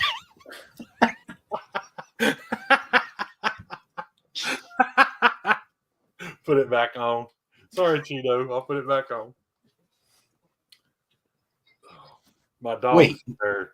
Now we're getting cheap again. It used to be $5. Well, Stevie donated 5 right at the very beginning, and I was gonna do it then, and then I just kind of forgot because we got to talking. Yeah, Oh, do you guys remember me and Donnie talking about the fact that what I really love about steak is the fat? Anyway, I actually went to Paul's Mountain Meats and bought 3 pounds of beef fat cut right off a ribeye. Brought it up, cut it into strips, and cooked it. And I'll just say this. It's not the same. You do need some meat to go along with the fat. It was That's okay. disgusting. Yeah, so I sat there like just little strips of skillet fried ribeye fat. I didn't eat much because I like the fat on the meat, but I don't like it that much. No, I've Yeah. never thought about doing that. I just thought I'd try it. But I'm glad I got it because I'm going to render it all down. Yeah, into Mr. beef Heart tallow. Attack thought about that. Yeah, I'm going to render it all down into beef tallow and use it when I cook other Yeah. stuff. I'm the wrong person to ask about steak, though. Yeah, you don't like steak. No, I heard you talk about that the other night. He just likes chicken nuggies. If it ain't shaped like a Tyrannosaurus Rex, Kyle ain't eating it. Hey, don't be I talking eat- bad about the T-Rex now. I eat more than nuggies. Yeah. But I do like kids' menu stuff. I like my pizza, my nuggies, my quesadillas, Yeah. burgers. I had quesadillas for lunch today, and they weren't impressive. I've never eaten them there before. That game day or whatever at the mall, Gadsden Mall. I've eaten there before, Ryan. It was pretty good food, but the quesadillas. Well, first of all, they don't have that jalapeno dipping sauce like Jefferson's does, so it was just a little bland. There Hey, we go. you're right. I like ketchup. That's my vegetable group right there. See, I'll I'll eat take. ketchup. I can eat ketchup on almost anything. Ugh. Yeah. I'll take mayonnaise over ketchup every day of the week. I will literally, if you cook me a steak, I don't care how good it is, and there's no steak sauce, I will eat ketchup on steak. I'll eat ketchup on fried chicken, scrambled eggs, almost anything except birthday cake. Oh, you got a one from Paul Mills there. More nips. We'll show Back nips off. for $2. I'll Back give you it back one, Kyle, or Paul. There's them little tiny things there. The price is Empty. going $2 per dip now. Hey, that means I finally broke 100. It took me 6 months to break $100 on YouTube. I'll actually get paid. You can cash out now. I can cash out finally. I've been at like $96 for weeks. Aaron earned and Iron earned. There you go. Yeah, actually, I can be kicked off YouTube for this very thing. You weren't around when I got banned. They shut my whole channel down, dude. Why? Many reasons, actually. But one, the first hit I got was for the thumbnail that Grateful Panic posted. And then they got me for violence. I don't remember what that was about. And then that got them to digging, and they didn't like the nipple thing. They got them to investigate you. And then they realized that I had shared, my buddy, you know Jamin Palmer. He's up and coming rapper now. Well, I thought I'd do him a favor. I was downloading his videos and then re-uploading them to my channel to just share them.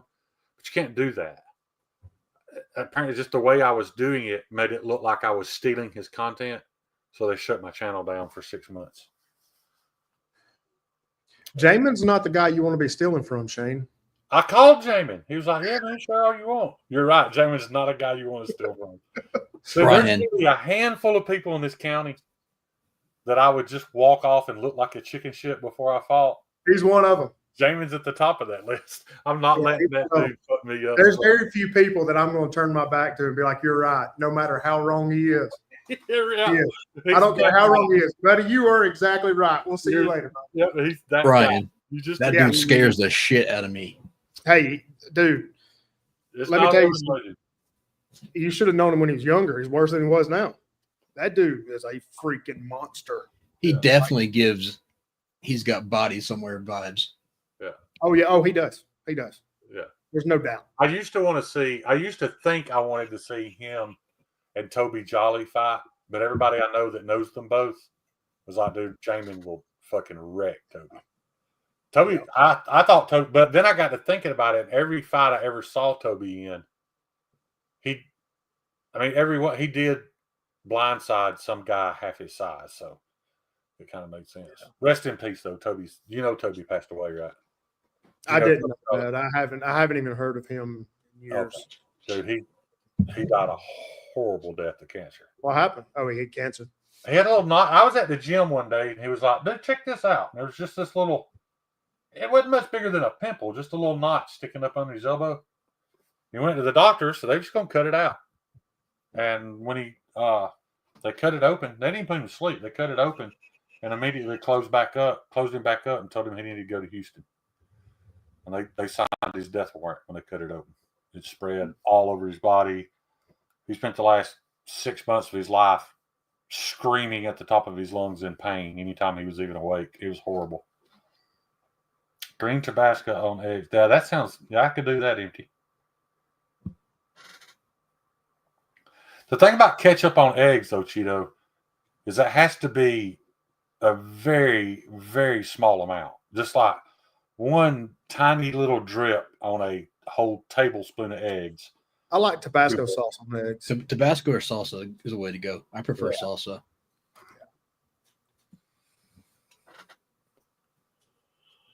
But Kyle, I actually, me and my group of friends actually quit hanging around with Jamin. Because you had shit to do on Monday. You couldn't wake up in jail. Yeah, exactly. It was one of those type deals where it was just every time we went out, there was something. We were in a fight with somebody, and it was crap he was doing and saying. Like, he would just walk into a bar and see somebody bigger than him, and I'm talking just knock the daylights out of cold cock the crap out of them. Yeah. We're just like, hey, we're done. Yeah. I mean, I obviously have never met him, but just the vibes you get from him, it's like, okay.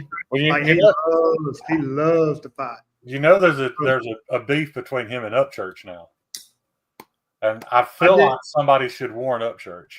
I feel like I've seen something, but I haven't paid too much attention to it. Yeah. Yeah, somebody needs to call Upchurch and just tell him to shut up. Yeah. Just trust me. Jamin's that guy. He'll piss away his entire rap career over beating the shit out of Ryan Upchurch at a music festival somewhere. He will. Yeah. And smile about it. Right. Be grinning at you out the cop car windows. Dude, I heard about the last time I watched Josh Santos go to jail. Dude, we were standing outside Peabody's. I talked to him the other day, actually. Did you? Yeah. We were standing outside Peabody's, and I turn around and look, and Josh is standing on the sidewalk, pissing into the street, 6 feet from a cop car, looking the cop right in the eye, smiling at him while he's pissing in the street.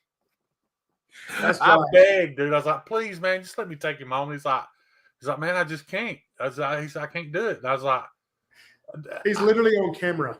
Yeah. I was like, do you not have discretion? He's like, yeah, I have discretion. I was like, but that dude looked me right in the eye, took his dick out and pissed in front of me. He's going to jail. Scott, man. What there you go, Shane. Got one from Drew. There you go, Drew. I appreciate it. I actually bought a bottle of A1 tonight, just like 4 hours ago.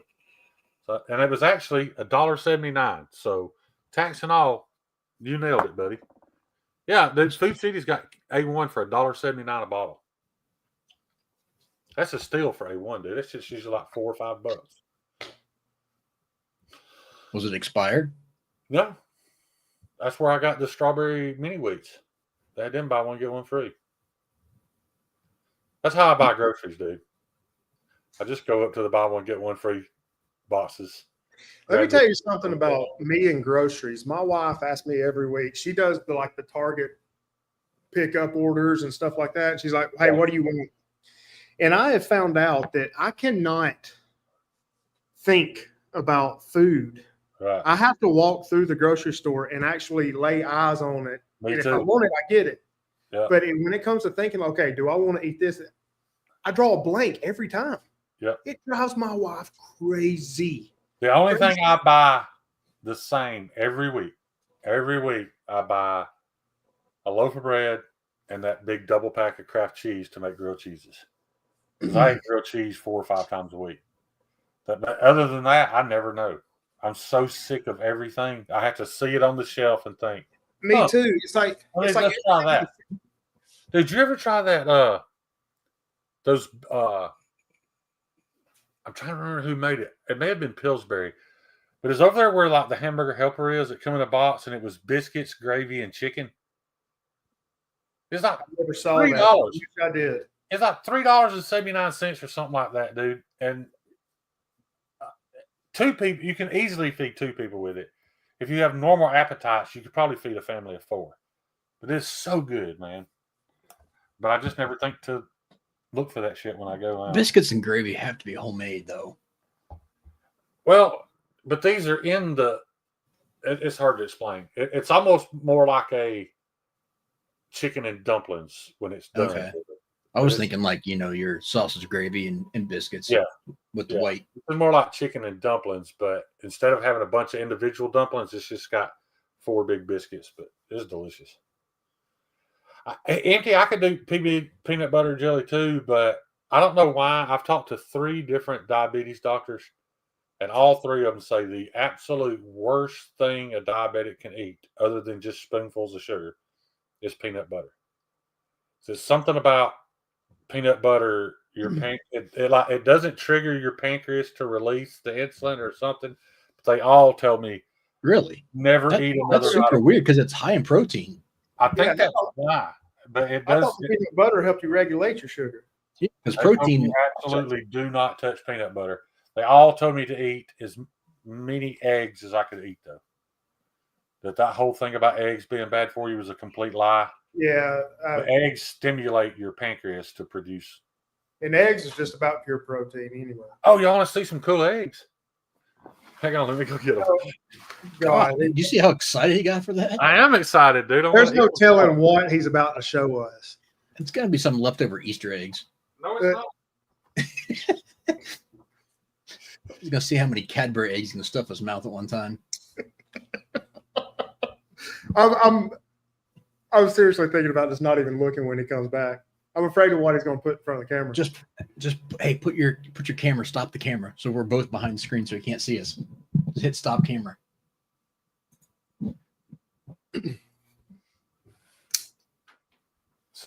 Some of y'all already know what I've got because y'all were there when the conversation was had. But Miss Molly at OCD for EDC shipped me some eggs. Where'd y'all go?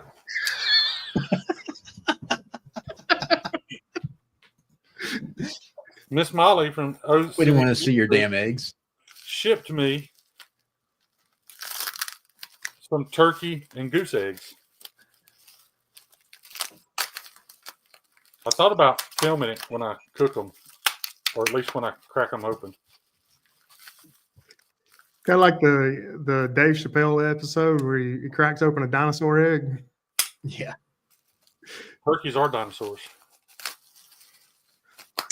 Kind of like alligators and crocodiles. Why are you eating a dinosaur? Because it's the most balling shit ever. But That this was one possibly the best skit show ever created. Bro, listen, I've got the box I set. got that I goose still egg. watch it today. Holy shit, that thing's huge. Yeah. Well, they're big. They're twice the size of a chicken egg. So I And got that's a turkey egg. That's a goose. This is a turkey. It's about 50% bigger than a chicken egg. And Here's- turkey's I'll- got I've eaten 4 dozen duck eggs in the past 3 weeks. So I've had duck wait, eggs. show that again. I've heard duck eggs are pretty good. If you like fried eggs, they're way better than chicken. Shane, you could Yeah. fit in a goose. Just about. That thing's big. Yeah. Yeah, check out the girth on that thing, man. That's what I was talking about. You could fit in one. Yeah. But if you like your eggs scrambled, it's really a waste. Just use chicken eggs. I like If my you like a fried egg, like over medium, where the yellow is thick but still a little bit runny, duck, goose, and turkey is the way to go. I'm not sure if any of these guys took biology class, but eggs don't come out the butthole. No, that's the. I don't remember what I it's see you called. crack one of those eggs with your neck, bud. But that Johnner juice that the eggs come out with creates a biome around the egg, and as long as you don't wash it, you can leave them on your counter for like 3 months. You don't have to you don't refrigerate them. It's not that you don't have to; you shouldn't refrigerate them. Now, once you wash them, you have to refrigerate them, and then you've got 3 weeks to eat them. Y'all ever use the pickup line? How do you like your eggs, scrambled or fertilized? Yeah. I don't know if that come from. I've heard that somewhere. I don't know if that come from a movie. Dude, I used to have so much fun at Blackstone, dude. You're gonna know this chick when I say her name. There was this chick that went to Southside. She's your age, and every time we would see each other at Blackstone, as soon as she walked in the door, I would be thinking about it all week, dude. I would come up with the best pickup line that I could think of, and I'd hit her with it right at the front door. And she had done the same. She'd prepared all week long too. Well, I had beaten her a couple of weeks in a row. She admitted it, that mine was better. Finally, she walks in one Friday night, dude. I go over there and I hit her with my pickup line, and she destroyed me, dude. She ended the whole competition. I don't even remember what mine was, but it was good. And when I said it, she turned and looked at me and just said, I swallow. And it was over. It was Sydney. You remember Sydney? Sydney McDowell. Mm-hmm. Yeah, Rest in peace. cool girl, man. Bless She her was so heart. cool. Yeah, She was. It's so much fun. she was. She was a real fun girl. Yeah. It upset me though, dude, because like we would hang out, but I would try to take her out. I'm like, Sydney, let me take you out to eat. Let me take you to the movie. You know what her answer always was? She's like, I don't deserve that kind of treatment. Yeah, Made me feel horrible, dude. Like, why not? Why not? Why not let somebody be nice to you? But she just wouldn't do it. she was. Yeah, she was messed up. Yeah, she had some addiction issues. Yep. I didn't understand. Like, I knew plenty of addicts, but I've never really wrapped my head around because I'm not familiar with the benzo culture. Yeah. Like, I don't understand. Like, that's a completely different type of addiction, I think. Like, it affects them in a different way. But yeah, I hated that she passed away. It does. It causes a major chemical imbalance. Mm-hmm. Major, and it takes years to get past that. You ever see Jeff Chappell's? What's that thing you buy your prom date that goes on her leg? The garter. Did you ever see his garter that he made for Sydney? Yeah, he took Sydney McDowell to the prom. Yeah, yeah. And he made her a mossy oak duct tape. I didn't know that. Yeah, it still hangs in his bedroom to this day. Yeah, That's cool. Yeah. yeah. I love Sydney to death. That is But the I most mean, Alabama shit I've ever heard. It is. Roll Tide, baby. But I ain't gonna lie, dude. I kind of wanted more than just, because I really like Sydney. But Yeah. she just wouldn't do any type of normal relationship. Ryan, you're a Bama fan? Oh yeah, yeah. He's basic Alabama white boy. He's an Alabama fan. He's a Braves fan. Okay. He's probably a Dale Earnhardt fan back in the day. Raise hell, praise Dale. That's right. I was only saying that because I'm I'm always still an Earnhardt fan, man. What are you talking about? Yeah, me too. I tried to watch a race today and realized there's nobody on that track that I know anymore. No, I there's don't know not. any of them. There's not. I hadn't watched racing in a long time. But as far as football, I'm a Georgia fan. But I was a big. I quit watching NASCAR when Earnhardt died. I was watching the race. I sat there and watched it happen. Yeah, I watched too. I tried to keep watching because of Junior, but Junior stole my girlfriend one time, so I have an issue with that dude. Now, if I wasn't a Bama fan, I'd probably be a Georgia fan. Let me tell you, he didn't just steal my girlfriend. Let me tell you how embarrassing this is. She broke up with me just for the chance to spend the weekend with him at Talladega. And she did. Can you blame her? She ended up spending the weekend in his How RV. are you mad about that? the whole week. How can you I'm blame her? not, because I think about this. Every chick Earnhardt Jr. has ever been with is in my circle. We're all connected, and they don't even know it. Yeah. Are you You related? probably would have done the Hey, same thing. that could be a pretty bad thing, buddy. No, I'm not in their circle. It's a No, bad no. thing for them. They don't know what I got. Oh, you didn't take her back. I got you. No, I didn't. No, dude, she dumped me to sleep with Dale Earnhardt Jr. Okay, if the opportunity came up, you probably would have done the same thing No, for a weekend. yeah, you would have fucked not- Dylan Buck Jr. but not just for the chance. Like, she didn't even know it was going to happen yet. She just had an opportunity, and she met him and ended up spending the weekend in his Well, arms. hey, listen. You got to respect her. She broke up with you first. Actually, she didn't break up with me. She expected me to just let her, and then act like it didn't happen on Monday. I mean, That's a petri dish of love. That's right, John. Oh, me. I say this all the time, though, dude. I wouldn't change my life if somebody paid me, dude. I've had a really good time. How much younger are you than me, Ryan? How old are you? I'm 41 or 2. I'll have to ask my wife. I'm about the same. I'm not lying to you. I can't ever remember. Yeah. I'm 54, and you graduated either a year or 2 years ahead of my wife before she did. I think she graduated it. I think she had just turned 17. She was super smart, so she graduated early. Went to Auburn. I say she was super smart. She married me. Apparently her decision making is not great. Speaking of peanut butter and jelly, brought me back to that. Do you know they have peanut butter and jelly M&Ms now? I saw that, dude. That sounds disgusting. I thought so too. I tried it. I was like, holy shit. Are they good? Pretty good, but they're not as good as the new one that just came out. They have one that came out that is orange creamsicle. Again, it doesn't sound like something I would want. I love those orange creamsicle, little push-up pops or anything like that. Orange shakes like that. Orange creamsicle M&M? Yeah, it's white chocolate with orange flavoring, and it tastes exactly like an orange creamsicle. There's no such thing as white chocolate. That's just waxy sugar. Here he goes, his anti-white rant again. If I'm going to eat needless, if I'm going to eat needless sugar, it's going to be this right here. These Post Malone Oreos, and this is still the same empty package because I know if I go buy them, I'll eat every fucking one of them. That is not the same empty package. It is too. I haven't had any in like 2 months. I don't know why I haven't thrown that away. Does trash not go every week? Yeah, I just keep it here on my desk to remind me of the greatest packaged cookie I've ever eaten. Nothing is as bad as candy corn, Javon. That is like the spawn of Satan. Yeah, John, that sounds disgusting. Candy corn and those orange circus peanuts. I love orange circus peanuts. You would. I'm a boomer. I'm just old enough to. You don't like orange circus peanuts, Ryan? Yes, I used to eat them a lot. My grandmother used to always buy those for us. That's part of it. Is that memory of when you were a kid, your grandparents give them to you. I'll tell you something weird that me and my grandmother used to do.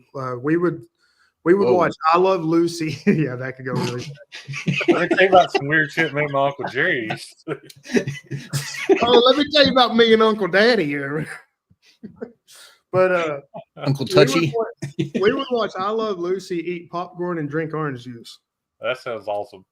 It just the weirdest thing, but still to this day I have a taste for it because of that. I guess I don't know. Yeah. I like the way orange juice and popcorn taste. Yeah, together. Yeah. And she would put jelly in her eggs, and still to this day I could eat jelly in my eggs. Yeah. Yeah, I wouldn't mind a little grape jelly, just a little bit in my eggs too. That's fine. All my memories of my grandmother revolve around sitting on the couch with her, watching her braise. Like I remember when I was a kid thinking, do they ever stop playing? Like they play all day. It's not play year round now. They do. Yeah, it's like they play all day, every day. It's never not on television, and she never missed a second of it. They just sat there, bent over, staring at the TV. Of course, it took me a long time to realize she was probably just looking at Del Murphy's bulge or something. But my grandmother was obsessed with Chipper Jones. Yeah. I remember she told me one time, she said, if I was 10 years younger, I'd get me some of that. Of course, I didn't know what she was talking Hey, about. you know there's a Murph at the Cobb Galleria, right? Uh-uh. The Murph. It's Del Murphy's restaurants at the Cobb No, Galleria. yeah, I didn't know that was there. Yeah, you can go downstairs from Blaze Show, and it's right there. All Cool, man. filled with Del Murphy memorabilia. They've got the poster. Remember me telling you about the poster? Yeah. The lighted bat. They've got it for like $12. Yeah. It was what, $100 when it came out. Yeah. My grandma's still that way about the Reds. She watches every game she can, and she still tapes them and watches them later if she can't watch it live. Yeah. She's a big Eric Davis fan. She's more of like the Big Red Machine, 70s, except for she absolutely hates Pete Rose. I was about to ask if she liked Pete Rose or not. Hates him. Why? Just because of what happened, or Morals. She just thinks that was despicable what he did. So I'm That's like, yeah. the generations. I'm like, you gotta take that away from what you can't take it away from what he did. Oh, I got a controversial subject for y'all. I don't know if the chat is going to give a shit, but I know I wasn't talking, but that's cool. I'm sorry, Kyle. Go ahead. All the time, man. I apologize. Go ahead. So August of 2026, there's a certain NFL player getting out of prison. Do you think he deserves another shot in NFL? Mr. Henry Ruggs? No. Well, I don't think he was good enough to make it to begin with. I'm curious to see what, because I know Ryan's a fan. well, I'll give my opinion on it, then you can give yours. Well, here's the thing.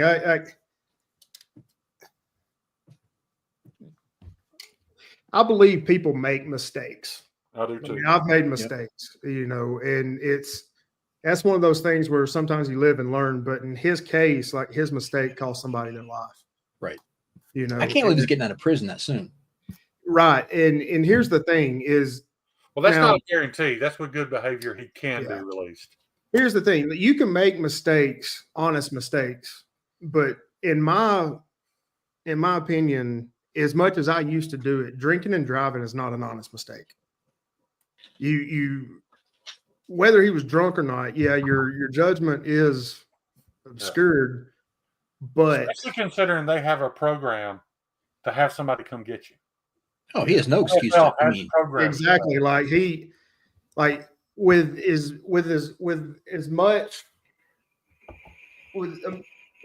many options as you've got out there, he should not have been behind the car. He shouldn't have had the keys. It's nobody's fault but his own. Right. In that case. So, but my opinion, I don't think he should. I think if they let him back into the NFL, they're not teaching anybody anything. Yeah. For one, they're setting an example. It don't matter what you do, you're not going to have any consequences. But he did. Well, yeah, he did. He did. In prison. You're right. He did. But if his life goes back to the good life, what are we teaching the younger generation coming up? So with that being said, do you think Vic deserves a second chance? No, absolutely not. So I disagree. See, I think if Vic or Ruggs, either one, had gotten off with a slap on the hand because of who they were, I would have hated them forever. But the fact that they were treated like normal people, they went to jail and did the average amount of time that anybody else would have, I don't think that should stop them from being able to, because that's a job. Okay, here's the thing though, Shane. By going there and getting rehabilitated, so to speak, they have a second chance at life. That doesn't mean they're guaranteed a second chance at the NFL. That is a career path that is determined by that field. It has nothing to do with. I get that, but it'll be up to the NFL to decide whether it gets correct. And I think for the NFL, and let's face it, I don't think Ruggs is good. The Chiefs will give him a job. They don't care. Well, they give everybody jobs, but I don't. Same coach that hired Michael Vick, same guy that hired that dude with the guns on Instagram. I don't remember his name now, but they cut his stupid ass. But I think he deserves a shot. If he wants to apply for any job and he gets it. I think like he could go and work there and this and that. But as far as playing and being on the stage and this and that, I don't feel like it should be. I feel like him being a role model I don't think we're setting a good example by letting him just go back to business as usual. I agree with that, but I also don't think Because we I have also don't we think have there's to teach any people, such hey thing. man, you drink and drive and you kill somebody, you don't get to just go serve a couple of years in jail, come out and everything be hunky dory. You know, your life has changed for the rest of your life. You know, Well, whether you the like thing it. is, you change other people's lives at that point. Exactly. But I will say this though, I don't think those people are obligated to be role models. I think that's something I that's think there's no such thing as a role model. We assign that, and we as parents allow Exactly. That's a great point, Kyle. that's pushed upon them that they're Right. not signing up for. Yeah, that good point. Very good point there. That's a solid But point. I do think going back to that is if he were to try out and has the talent and they want to take that risk, that's on the team. I don't think he's talented enough at this point. I mean, he had a horrible start. I just don't. He was doing way better towards the end, but yeah, but and he will be ready. I mean, I watched the thing about it today. Now that might be something that might not be fair. I don't know if it's fair that the prison is allowing him to train, but they are. He's training every day in prison so that he'll be in like football on state. outside on extra of what the normal. I don't know. I was gonna say then at that point that's bullshit because that's our taxpayers' dollars paying for him to train to go play a job. Right. Where he's I getting don't paid know. I money. just know that they are allowing him to train. So he's running wind sprints. I don't know if it's. I mean, if he's doing that during his allotted time, then that's fine. But that not in excess or specialized that no one else gets to do that. Well, they're talking about like Andy Reid's son, whose sentence got commuted, or that's bullshit. That's clearly that dude didn't have to do his jail time because of who he is and the amount of money that he had. Right. However, in Henry Rhodes' incident, I feel like yes, he fucked up. It's horrible that he killed somebody. I hope the NFL does give him a job and he has to pay half of what he makes to them people's family, something to redeem himself. But I feel like once you've done your time, that should be the end of it. Unless you touch kids, and then that's different. Well, I think that again, to me, paying your dues in jail is paying your dues for society, but that doesn't necessarily mean that's you're guaranteed a job when you come out of that. But he's not. I mean, he'll have to earn the job just like anybody else would. But that's my point. I'm saying so. Like, there are a lot of places that won't hire people that have certain backgrounds. Like, if you do jail time for tax evasion, you're not going to go work in a CPA firm. Right. Yeah. I'd hire him. That's my point, though. You want books cooked. There's a difference. Yeah. But that's what I'm There's saying. no right answer. I just wanted to see what you guys thought because I've been thinking about it a lot today since I don't see that being a good look. But here's the flip side of that, taking your side, Shane. Look at how many absolute scumbags and shitbags that they covered up for that are NFL that. I'm aware. That never did jail time. There's no doubt in my mind. Ray Lewis killed that dude. Right. Look at Vince Neal. Vince Neal killed those people, or he killed what's his face? That guy. Rackman, or I can't remember who. I mean, he spent a week in jail. Basically, half of the that was a different time. Baltimore Ravens. I don't think the DUI part of it. I don't think the DUI part of it back then was as powerful as it is now. The fact that he was drunk when it happened. Yeah, but even back then, you killed somebody while you were drunk, you went to jail. You went to prison for it. Yeah. Right. I don't know. At minimum was manslaughter. Exactly. Yeah, we'll change the subject, Josh. I hope it wasn't a personal one for you.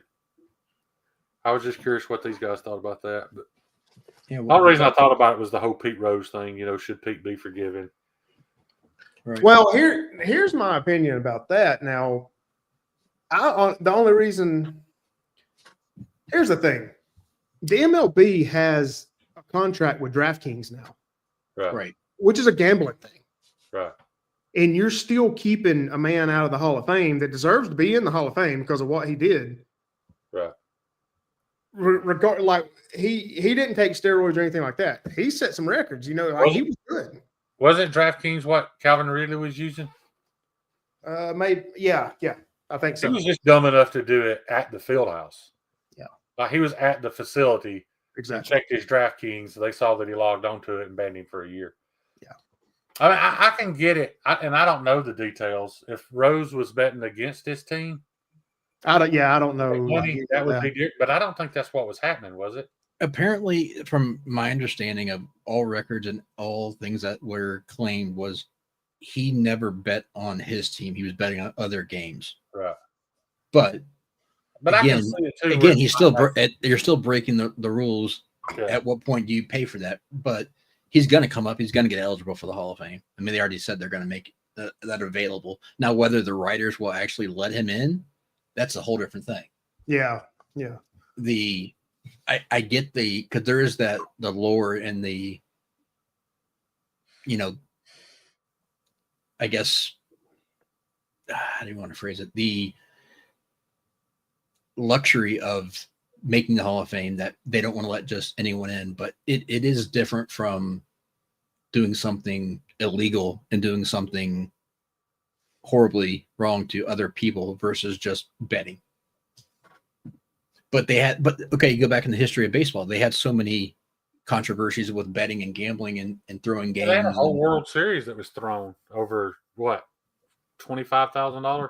They paid one player 10 and three others 5. You don't remember that? I think it was the White Sox. You're going back. That was the that was back in like the 20s, teens or 20s. Yeah, they threw the World Series for a grand total of $25,000, which was a lot of money to them. I was about to say that's like $1 million now. Yeah, because they didn't make much back then. I just think some of it comes down to people wanting to stick to rules and morals versus people just saying, "Hey, it's over." But I agree with you, though, Kyle. I think at this point, you can almost take the whole role model thing out of it because, celebrities quit being role models a long time ago. And you're also right that it's not their job to be a role model. They didn't sign up for that. But okay. I would like to think it would apply, but I mean, perfect example of that. One of the guys that always got accused of that because he had some off the court behavioral issues. And he came out and said, "I'm not a role model. That wasn't designed to, but I've hung out with the man and he is absolutely cool as shit." Charles Barkley. Right. And he wasn't saying that I'm a bad person. He's saying, "I'm not here to raise your kids. Your parents should be your role models." I think a lot of people still don't know that the only reason that Michael Jordan came to Birmingham to play baseball was to give the NBA time to cover up his gambling issues. That's all that was about. It had nothing to do with him wanting to play baseball. They did that so that they wouldn't have to suspend him. Space Ghost, I'm just going off of what was said. Whether they can prove it. If they proved that he was betting on his own team, then yeah. Yeah, but I think he was betting on himself. Right. I'm saying he wasn't throwing games. But I can understand why that's unfair because you might know, he would have better knowledge of the mindset his team was in before a game than the average bettor would. Or if anyone was injured. 100% agree baseball was more entertaining with roids. I think they should let those guys shoot up all they want to and just let them. Hey, let's just see how far they can hit the ball. Dude, I would pay money to see it. Amen. All sports. Bring TRT back to the UFC. They're grown men. They're gladiators. Let them go. Right. I agree 100%. Dude, TRT, Victor Belfort, was the scariest man I've ever seen. If they want to risk their own health, let all sports do it and let them just go wild. Gosh, yeah, let them do it and let's see how rough this gets. Yeah, I love how everybody wants to act like Lance Armstrong is just the devil. Everybody in professional cycling is cheating. That man just happened to raise $500 million for cancer research. I don't give a shit what he was taking. Let him keep, for real. Here's the thing, Shane. When it comes to that, that's the same argument you have prior to the NIH or what's the new NIL or when they pay the kids. So prior to that, any mid-level, mid-tier school was paying their athletes. It doesn't matter who got caught, or who screwed up enough. Yeah, I don't blame Johnny Manziel for charging for autograph signings and all that crap. That school made millions of dollars off him. I didn't have any problem with him making a little money on the side. As long as it doesn't affect the integrity of the game. They've always paid those players. that has always happened. And it's always been a matter of who can get away with it, who can hide it. And now that they've made it legal, all teams are able to do it now. Yeah. Right. It's leveled the playing field. It's Yes all- and no. It depends on what your booster situation is, because Well, you're exactly right. Yeah. Well, you yeah. say that now. Auburn's got the richest booster in the country. no. No. That dude at You got to Yellowwood, Texas for that oil money, buddy. that dude It's at like Yellowwood is Texas going to A&M is like buy number the one in best. the NIL. Their collective is outrageous. Yeah, Yeah. but I are they, don't. Alabama is number 12 with as much money as they got. They're 12. I was going to say, I don't think we we didn't crack the top 5. I don't think, and we've got one of the biggest booster programs in the country. Where you at? I forgot. Ohio State. Oh yeah, yeah. I think you got like Texas A&M, Michigan's like top 5. Ray Lewis got hit for the deer antler spray too. All that does is helps your muscles heal. Yeah. Stop Okay. So performing. here's the issue with VJ. It wasn't just a deer antler spray. That guy's a cheating piece of shit, and he got caught cheating on tour. He deserved to be kicked off every fucking tour. Period. Tell us how you really feel, Kyle. That dude can go back. We to hit a Fiji. nerve with Kyle. That dude can go back to Fiji and fuck off. 5 Door. Did you see 5 Door's comment? I agree There you 100%. 5 Door. Uh, But with the NIL shit, I mean, going back, my local school is a small private Catholic school college, but Of course it is. shut up. But I'm saying my local team in town that I follow, but they don't have, they've got a good booster program, but they don't have recognizable. They're not a big school, right? But they have a good basketball program ship. And I remember I used to hang out and go there and party when I was in high school even. And I got to know some of the players and stuff. And their star player, I mean, he was 20 years old. I think he was a junior. He didn't have didn't come from a pot to piss in. And at that time he had, I think, 3 kids with 3 baby mamas. And he was driving around in a brand new, what was that excursion? The big Ford? Yeah. Brand new one of those. Always had a fistful of money. Always had gold chains. Like, they were paying. I mean, he even told him they were paying big time. But then that's a small school, right? Yeah. Yeah, I remember when Cadillac Williams, I'm telling y'all, dude, Cadillac Williams, that dude came from nothing. I know his mama. She cleans houses for a living. he gave me my first concussion Did he? my freshman year. Yes. Yeah, Cadillac didn't have no money. His mama cleaned houses for a living. His daddy wasn't in the picture. First year at Auburn, he's driving an Escalade. Yeah, they His all mama moved in that house over there in Rosehaven. Roseland Plantation. Yeah, Roseland. Yeah, that's it. Yeah, she never stopped driving that S10 though. He gave her an Escalade. She still drove around in an old 4.3 liter automatic S10. She still cleaned houses through his whole football career. Yep. He'd come in, I'd work on her truck. She'd tell me she got houses to clean this afternoon. Yeah, she'd tell everybody, she's like, that's Carnell money. I ain't got no money. But she had one of the nicest houses in Etowah County. Yeah. Yeah. For the record, I am not Catholic, nor did I attend a Catholic school. Well, everyone was hopping on me about that. Oh. Yeah, Shaq had an Eddie Bauer Explorer.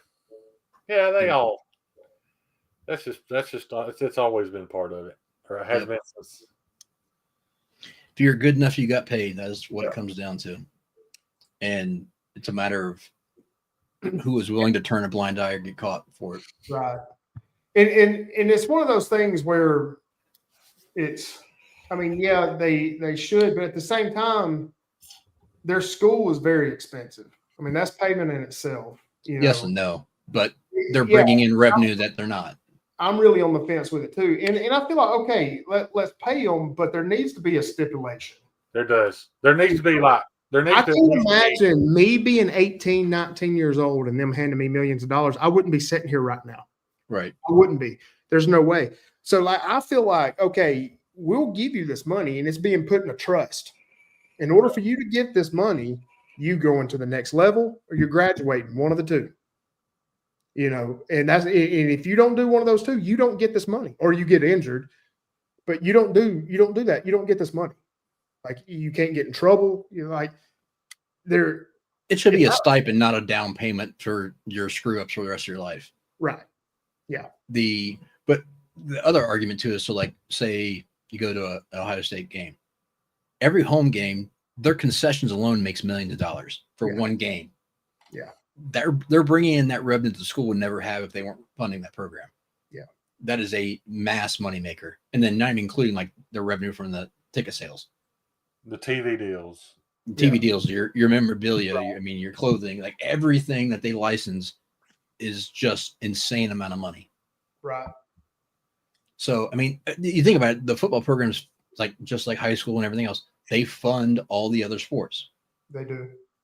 Well, we're about to see over the next few years, we're going to see just how crazy they're going to allow it to get before they regulate it, because it's already getting out of hand. Well, I think how much money did Livy Dunn make? They never even won a national championship. Yeah. Livy Dunn was making millions just because she has a perfect butt. Well, Tuberville and Saban sat down with Trump here this past week and talked about them going ahead and getting involved in it. Yeah. So supposedly already regulations are about to start being passed down already. But I mean, at the same time, I mean, only the regulations is really only as good as the paper it's wrote on. It's just like a law. Murdering folks is illegal. Yeah, once they regulate it, they'll just go back to handing them cash. You're exactly right. It's just like any law. It's only. I wasn't aware. I was glad to hear it, kind of, but I wasn't aware that even if you don't get an NIL deal, like you don't have the guy at Yellowwood cutting you multi-million-dollar checks, that they're all being paid now. Yes. I don't know. It's more money. I know it's more money than I ever made. Yeah, they're all getting a cut. It's not an insane amount of money, but it's a really good living. I think it's just a little over $100,000 a year, isn't it? It's something like that. And anybody on a college? Really, it honestly depends on the school you're at, just like we were talking about earlier. But when you're a Division I player on a big stage like football, it's up around $100,000. Yeah. That's your base. And that'll be your base when you sign with them. And now everything else you're able to get, your sponsorships and stuff like that, it'll actually go through the collective. Yeah, because there's a kid here plays for Gadsden City who's a pretty high rated, I think he's a safety or corner. I don't remember his name, but I was talking to his dad, and he was talking about, that you don't even have to argue about the base amount. It's like, but then there's so many levels after like that. Like, you might get the base amount of pay, plus you can argue back and forth for like how many season tickets you get for your family, or if they get a booth. And he's like, you almost have to have an agent because there's so much stuff that you have to fight for, when you sign these contracts, that you'll miss something if you don't do it. What a lot of people don't account for either is, so yes, when these kids go to school, they get a free education. They usually get, prior to NIL, they get some sort of food stipend. But it's not like you can just go out and do whatever you want whenever. Sometimes it's restricted to certain places at certain times and all this other stuff, right? Well, the big loophole is if you're a D1 athlete, you're not allowed to maintain or hold down a paying job while in season. Right. Well, their season includes all their training in spring and like fall. I mean, so you're almost a year. That whole myth about working your way through college, most of that's bullshit. Well, they can't because they're not allowed to. You can't in medical school either. I didn't know that was the thing. Like, I hear these people talk, he worked his way through medical school. Might have back in the day, but you can't now. Most medical schools won't allow you to have a job. That you don't have time for it anyway. But so like these kids that come from nothing, and they get a free education. But a lot of the ones that are going there for that aren't going there for the education. Let's be real. They're trying to get drafted, right? Yeah. They're getting there on a full ride, but they don't have the spendable income. They can't make money because they don't have a job. And they're not allowed to have a job. So if they want to go out on the weekends with their friends, how are they supposed to have money? Or if they wanted to go eat, but yet their cards down because they can't use the card at certain places. Like it is unfair to that, and I am But in that agreement. also causes situations like that Georgia player that's at the Eagles now, just won Super Bowl. What was his name? That big But defensive back that was racing that chick and somebody died. Oh, I know who you're talking about, but I Yeah. don't know his name. Yeah. What was his name? I can't remember. He's a hell of a ball player though, but he didn't get any trouble. Yeah. Well, I remember like Terrell Pryor. I'm 100% aware that all that, the news, YouTube, everything is a distraction. But I've accepted it at this point, and I'm just like, you know what? Maybe I just need the distraction. So I just accept it. Yeah. Because I still watch sports. I know there's much more important things we could be concentrating on, but my mental state, I need distractions. So I took a break when I started learning about certain things that they were doing during the from like say 2020 to 2024. What do y'all think about the Shedeur Sanders 5th round pick? Don't get me started, you son of a bitch. I'll say that I don't know if he deserved to slide that far as just his football play. But I don't think he's that talented. And I was about to say the exact same thing. I don't think he was never a 1st round pick. No, not at all. He's where he's at because of marketing. It's too much headache too when you're dealing with the family. You're exactly right. They don't want his dad. Yeah. Right. And the thing that pissed me off. And so Deion coached him. Telling him, to go in there and be all confident. Let him know you the man. Follow him to the Browns. Absolutely. Okay, so I'm a diehard Brownie, which sucks in its own right. But the fact that we picked Gabriel, at least you know that, Kyle. Right? But the fact that we picked Gabriel when there were so many better players available, which I didn't understand, it was a crappy pick. The Browns have never made any sense. Shut up! I'm not done. I'm pissed off, and I'm not done. So that was a horrible. I wanted them to take Will Howard. He is a much better potential NFL quarterback. So then they took that stupid Gabriel, and then they waited 2 more rounds when there's other people they could be taking that we needed help with, like a wide receiver, and then they take Sanders. I'm like, what the hell are you doing? Although we got great value out of trading out of the 2nd pick, so I'm happy about that. Yeah. But sorry, I didn't mean to be mean, Shane. I do get sick of though. Like the Browns deserve everything they get because you can't convince me that several of those quarterbacks couldn't have played for a decent organization and probably would still have a career. Like that's where quarterbacks go to die. Well, it's because we've had horrible ownership. Right. And the whole organization just sucks. It's been the fan base is one of the top in the country. They're incredible. I mean, that's why they still sell out even though they suck. I mean, they definitely the most loyal. Yeah. Okay. I was at the last Browns game in the old stadium, and I was at the first Browns game in the new stadium. And like, it's still electric. I mean, you can't. I've been in a lot of stadiums, and they're still up there. But Jimmy Haslam is a horrible owner. He's way too involved. The War Room, if you go back and watch, they didn't want Sanders. That was an ownership pick. Those coaches were mad as fuck. Yes, 100%. And you go back even further to when, so my team, the Browns in the 90s, got kicked out because Modell's I won't even say RIP because that's how you feel about Art Modell. Art Modell can rot in hell. He took my Browns away. And won a Super Bowl. The next freaking year with our team. And I will just say there used to be a petition online where you could sign up your name and pledge money for when he moved the team for a how many people have been charged for pissing on Art Modell's grave? Not enough. In the teens, I know.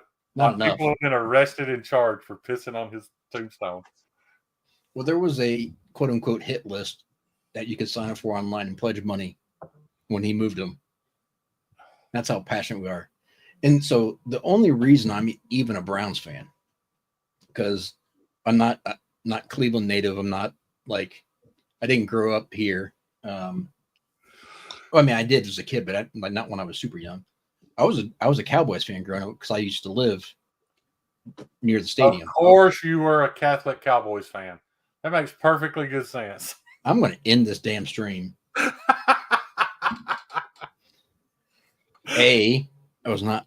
Have not been, nor have I ever been, or will ever be a Catholic.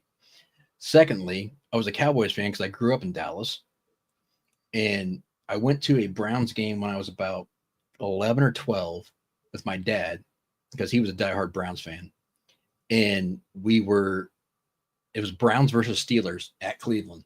And it was a night game. It was a night game too, and we're in the bathroom, and wait during like halftime or something. And all of a sudden, this drunk Steelers fan is at the urinal and he's mouthing off. And all of a sudden, he says something I can't remember, and he just gets mobbed by like 4 or 5 fans, and they just beat the ever living tar out of this guy. I look at him and I was like, I want to be a Browns fan. I don't want to be that Steelers kid or guy. I'm like, I'm a Browns fan, and ever since then, been that way. But well, that's how I became a Georgia fan because all my family lives in Georgia. And every summer I would go stay the whole summer in Georgia because my mom had to work. And they'd ask me, who my college football team was, and I'd say Alabama. And they'd beat the shit out of me every day for 2 or 3 weeks until I said Georgia Bulldogs. So finally I just accepted it. And that was right after Herschel Walker. So there was a long span there, dude. It was really hard to be a Georgia Bulldog fan. Yeah. Well, it's always weird because my weekends are never typically 100% good because it's always Saturday is going to be pretty much a guaranteed win and Sunday is pretty much a guaranteed loss. So it's like your ups and downs. Yeah. Thank you, YouTube. I appreciate that. I know that's sarcastic, but it is heartwarming to hear how our sports fandom evolved from senseless violence. Well, and the weird thing was, so like when I grew up in Dallas, like that was back in the Landry years, and that was when they were, at the end. So when he was like 1-15, I mean, they weren't good either. Browns fan, yep. But I do have respect for Browns fans, just like I have respect for Auburn fans, man. That's got to be, that's such a roller coaster ride to be an Auburn fan. And I was proud of him when Cam was there. I went and watched Cam play a couple of times. It was great. Yep. I agree. I respect almost every program except for if you're a Steelers fan or if you're a Ravens fan. Yeah. I respect every program except Auburn and Tennessee. And I believe I hate Tennessee more than Auburn. You hate Tennessee because they ratted y'all out for paying players. Put it this way: if Tennessee was playing ISIS, I'd pull for ISIS. I'm sure. I can't stand Tennessee. I can't stand them. I did tell you I was at the Kick 6 game, right? No. Really? Yeah, I got pictures. There you go, pictures. Come on, Ryan. As a sports fan, even though it was the worst thing that could possibly happen to your favorite team, you have to admit it was the greatest moment in college football history. Oh, he's out. Ron Crow. So am I. Oh, I got to text the message from Ryan. No. Yeah. You can come back. I'll quit talking about it. I won't show the picture. I think I showed it to you at your office, didn't I? You probably did. Yeah. No, I didn't kick you out, so evidently you didn't. Yeah. Keep in mind, though, that was a week after the miracle at Jordan-Hare. I got to watch my team lose to Auburn also. I was the week before. I was in Maine when that happened. How were you? I was. You guys should have never won that national championship, Shane. We gave you that. As much as I'd like to argue with you, you are 100% right, Kyle. Ohio State won that game. I literally stood there in disbelief. I could not believe that happened. Oh, that makes 2 of us. Yeah. Yeah, because you guys would have kicked the shit out of I don't even remember the team Was now. it TCU? TCU, yeah. Yeah. Yeah. Well, that was a bad matchup, anyways. Like that was. I mean, I know how they ranked them, but that was still a bad to put 2-3 like that. I You mean, remember the game he's talking about, Ryan? The Ohio State Georgia game, where Ohio State just fucking. What year was this? It's just 2 or 3 years ago. Yeah, if I, 2022, I believe. We would because we would have had because we would have had 2 out of 3 years. Yeah. You can't 23. say Georgia came back and won that game. No, we had a 21 and 24 point lead. Yeah, I mean they did a good job of getting close, but then We got too conservative. Ohio State pissed it away in the last minute. Is the only reason why Georgia won. But yeah, Well, the whole second half we got too conservative with you. It's like, yeah, I don't know. I say that as far as sports go, those dude, I'm literally and I don't watch this particular show, but I'm what they call a Sports Center fan. I'll watch the highlights and that's it. I don't watch a whole game of anything. I just watch the highlights. So one of my favorite players in one of yours too, Shane, I think is pretty much doomed now. Who's that? Nick Chubb. Oh yeah. They drafted 2 running backs in the first 3 rounds. That pretty much. Yeah. He may have 2 years somewhere else now. He's definitely not. He's not a 3-down back anymore. how old is Nick Chubb? 27, I think. Yeah. And that dude is everything you want on your roster. Yeah, he's a perfect human being and Such a good phenomenal teammate. Yeah. Crispy, you didn't mean worthless. You meant poisonous. dude. Buckeyes are poisonous. Are Buckeyes poisonous? Yes. Oh. Yeah. I didn't even know you could eat acorns until like 2 years ago.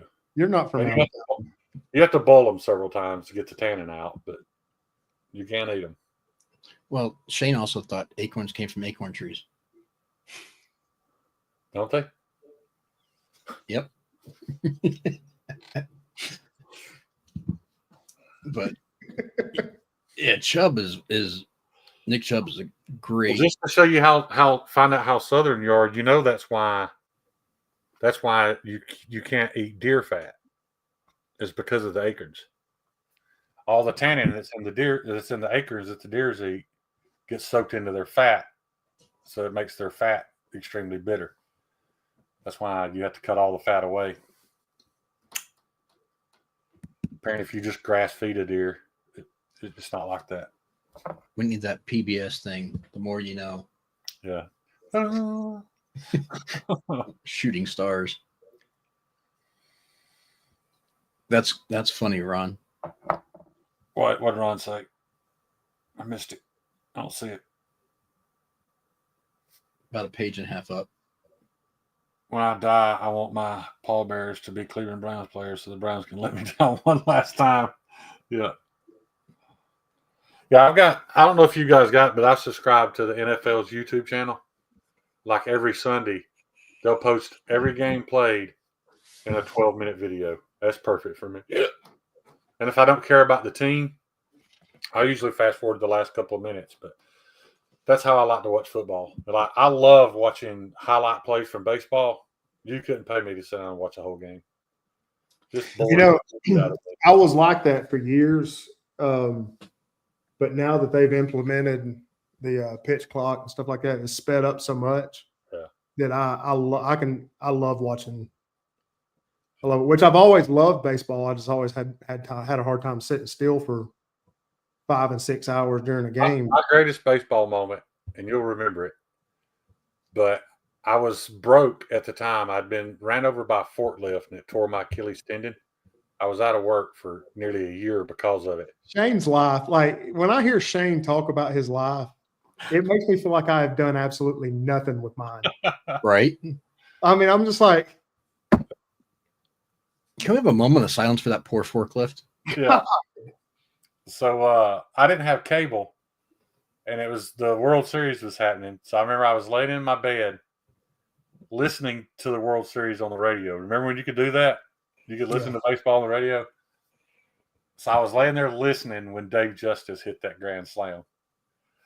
And because I'll never forget, the announcer was talking about that Justice had not hit a home run either in the World Series or the entire postseason, one of the two. But they were complaining that Justice hadn't hit a home run in a long time, and he hit that grand slam. And I just remember thinking, this is how everybody used to enjoy sports. Not seeing it, you had to visualize it. It was. I'm glad I wasn't watching it. Is what I'm getting at. I think it was an even bigger moment because I was listening to it on the radio. It does give it more of a wholesome, I guess, especially if you've got a good announcer. Yeah, there's if like you that get announcer for Auburn that was screaming, "There goes Davis!" One of the greatest announcers of all time. There he goes again. Sorry, Ryan. I won't bring it up again.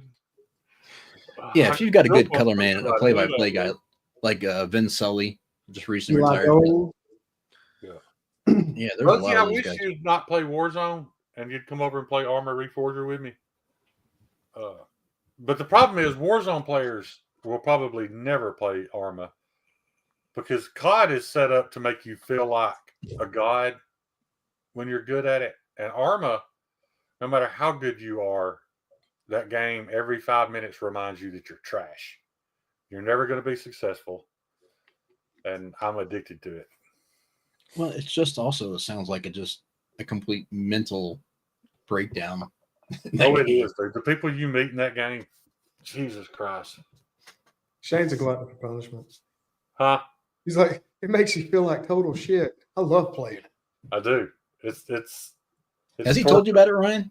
No. Oh, the people you meet in that evil. Yeah, like I run across a guy that literally, it's a war game. You go in, you get your gear, you head out to go to battle.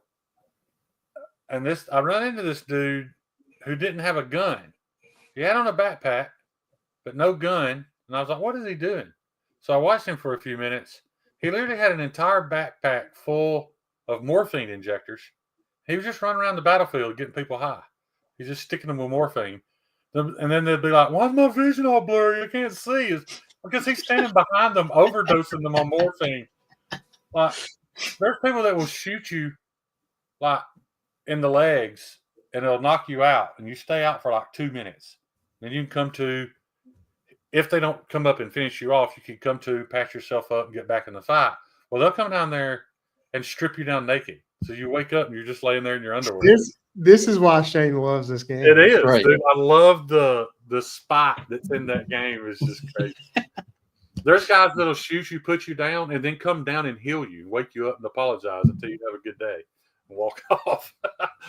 But it's just it's a social experiment just to see how depraved people actually are. It's craziness, man. I want to meet the morphine guy. I've heard some wild stories he tells me about this. Oh, you can watch. There's all kind of videos of crazy moments from Arma Reforger. It's crazy. Is this like an internet type game or like PlayStation? What? It's PlayStation, computer, or Xbox. All three can play, but it's a milsim game, so it's not like Warzone where Warzone's very arcadey. This is supposed to be very realistic. Like when you get shot, you have to take cover and bandage your wound, and it's a military simulation. But people just do twisted shit on there just to create chaos, and I love it. Like shoot you and then strip you down naked. Right. Yeah. The last guy that killed me on that game today, actually, I woke up and he was teabagging me and constantly saying, "You like that? You like that? You like that? You like." Every time he came squatted down on my head, he'd say, "You like that? You like that? You like that?" Motherfucker, man. But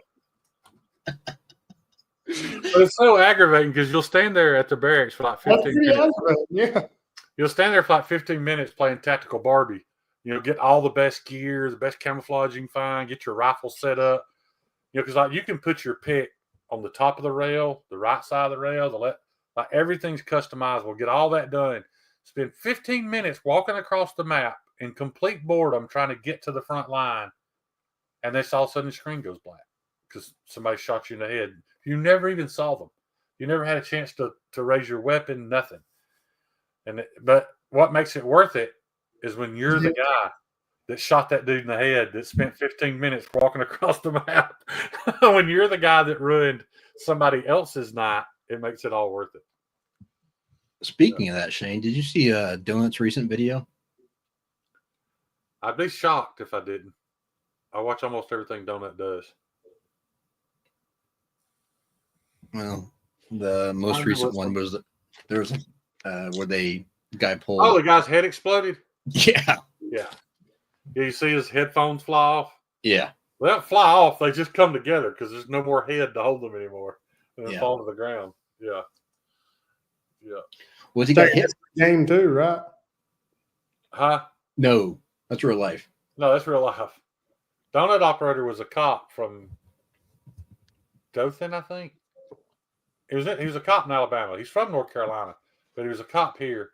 He went back to North Carolina, and then his YouTube channel took off to the point that he was losing money being a cop. So he quit being a cop to be a full-time YouTuber, and he does a lot of police shooting breakdowns. So you see a lot of horrific shit on there. Yeah, this one was a deranged guy who was pointing weapons at people walking by. He had a Orkin guy pinned down behind his truck, and then SWAT shows up and he's pulling and pointing at SWAT with his pistol. Yeah. And he ended up getting taken two, one from the left, one from the right at the same time. Yeah, literally his head just dissipated. It just wasn't there anymore. That was the end of that guy.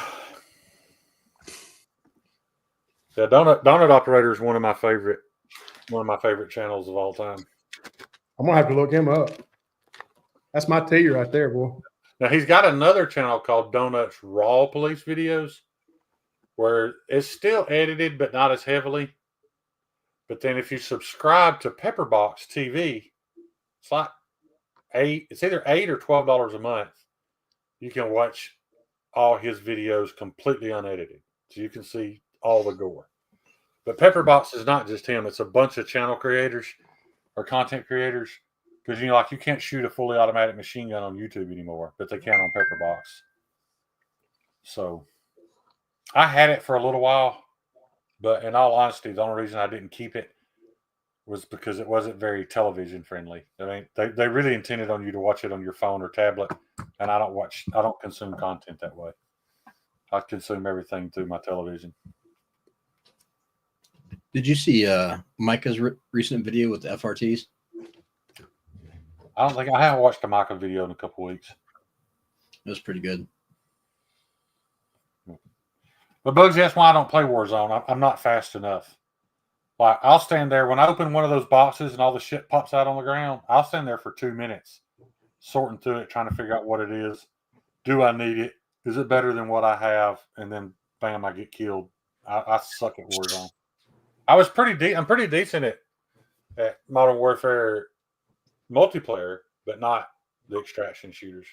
I suck at those. I haven't done any of those in so long.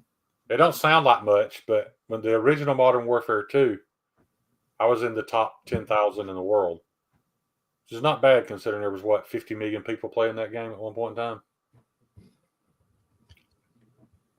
I'm trying. What year is that? So I remember around 07, 08, I think. Okay, I think it was either that one or the one before it was. I was going hard. I was playing a lot. I was thinking like 05, 06, but yeah, somewhere in that range. Yeah. I saw that they have a casual mode, Bugsy, but I don't like the fact that you have to shoot people so many times. It's just not. It sucks the fun out of it for me. I don't want to break their plates. Yeah, I'm out. I like it when they did on the most. I used to play mobile for a while, and the one where they brought the pack back, where they brought back all the old school maps, like remember Rust? Yeah. And 1v1 me on Rust, bro. Yeah.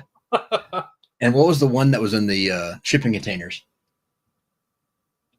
Shipment.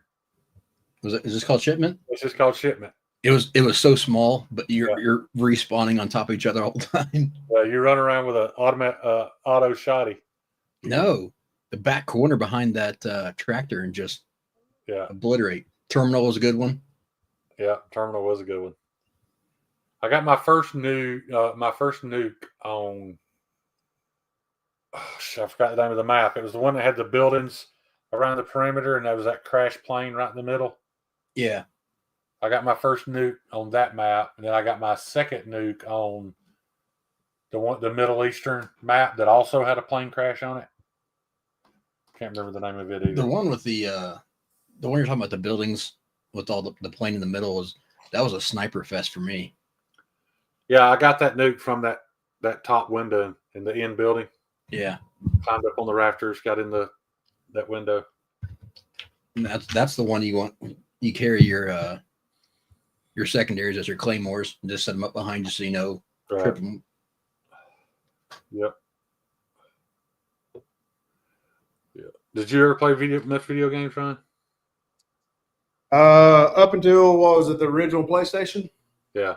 Metal Gear Solid. Oh, okay. It was the last game I really got into. I don't think Metal Gear would make it today. I think people's attention span's too short. Yeah. Yeah. Metal Gear. Well, Actually, I mean, you could play it just balls out, but Metal Gear was meant to be played with a little more tactics and you know. I know I got really addicted to it, and I remember just staying up all night playing. And the next thing I knew, it was time to go to school. Yeah.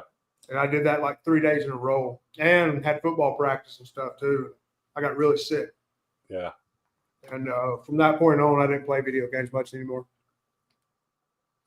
But I did. I beat that game like 3 times because it had like 3 different outcomes. You could do different things and come. And Oh yeah, I remember that one. I don't remember which Metal Gear it was, but you came to like this creek bed, and you had to walk down it, and you had to walk past the ghost of everybody you had killed. So like if you played the game stealthily and only killed the main bosses, it just took like 20 seconds to walk down it. But if you killed everybody, it'd take like 45 minutes of just straight walking and all these ghosts passing by you of all the people that you'd killed. That really. I think you've been in. I don't remember that. I think you ate That was some a of newer one. these. That was a newer one. I just don't have the desire to sit there and play anymore. I mean, I haven't turned my PS4 on in probably 2 years. Yeah. So sitting in the cabinet. Well, I think the reason why I still enjoy it is because, we've talked about this before. My brain just never stops running. I just can't stop thinking, and playing video games. I can see where that being an outlet. Yeah, it just gives me something to concentrate on for a couple of hours, and I'm not thinking about, all the stresses in my life or, what I've done wrong, any of that shit. I can just concentrate on that. So I agree with unhealthy. I agree with having a distraction like that, but mine have just turned from that into games on my phone or my iPad, where it's more like, I don't know, stupid games like crossword puzzles or Sudoku or You get a discount on those with your AARP card? Yeah, old games, things that make you think. Kyle's number 1 in the world at Candy Crush. No, I don't get into that shit. I ain't gonna lie, I did at one point in time. My thing with games is it seems like once they get super popular, then I kind of lose interest in them. I don't know why. What was it? Angry Birds. Yeah. I got really addicted to that game. I didn't play Angry Birds very long. I never got out of that. You should check out Punch Kick Duck. That sounds like Kyle's kind of game. Punch Kick Duck, Kyle. Write that down.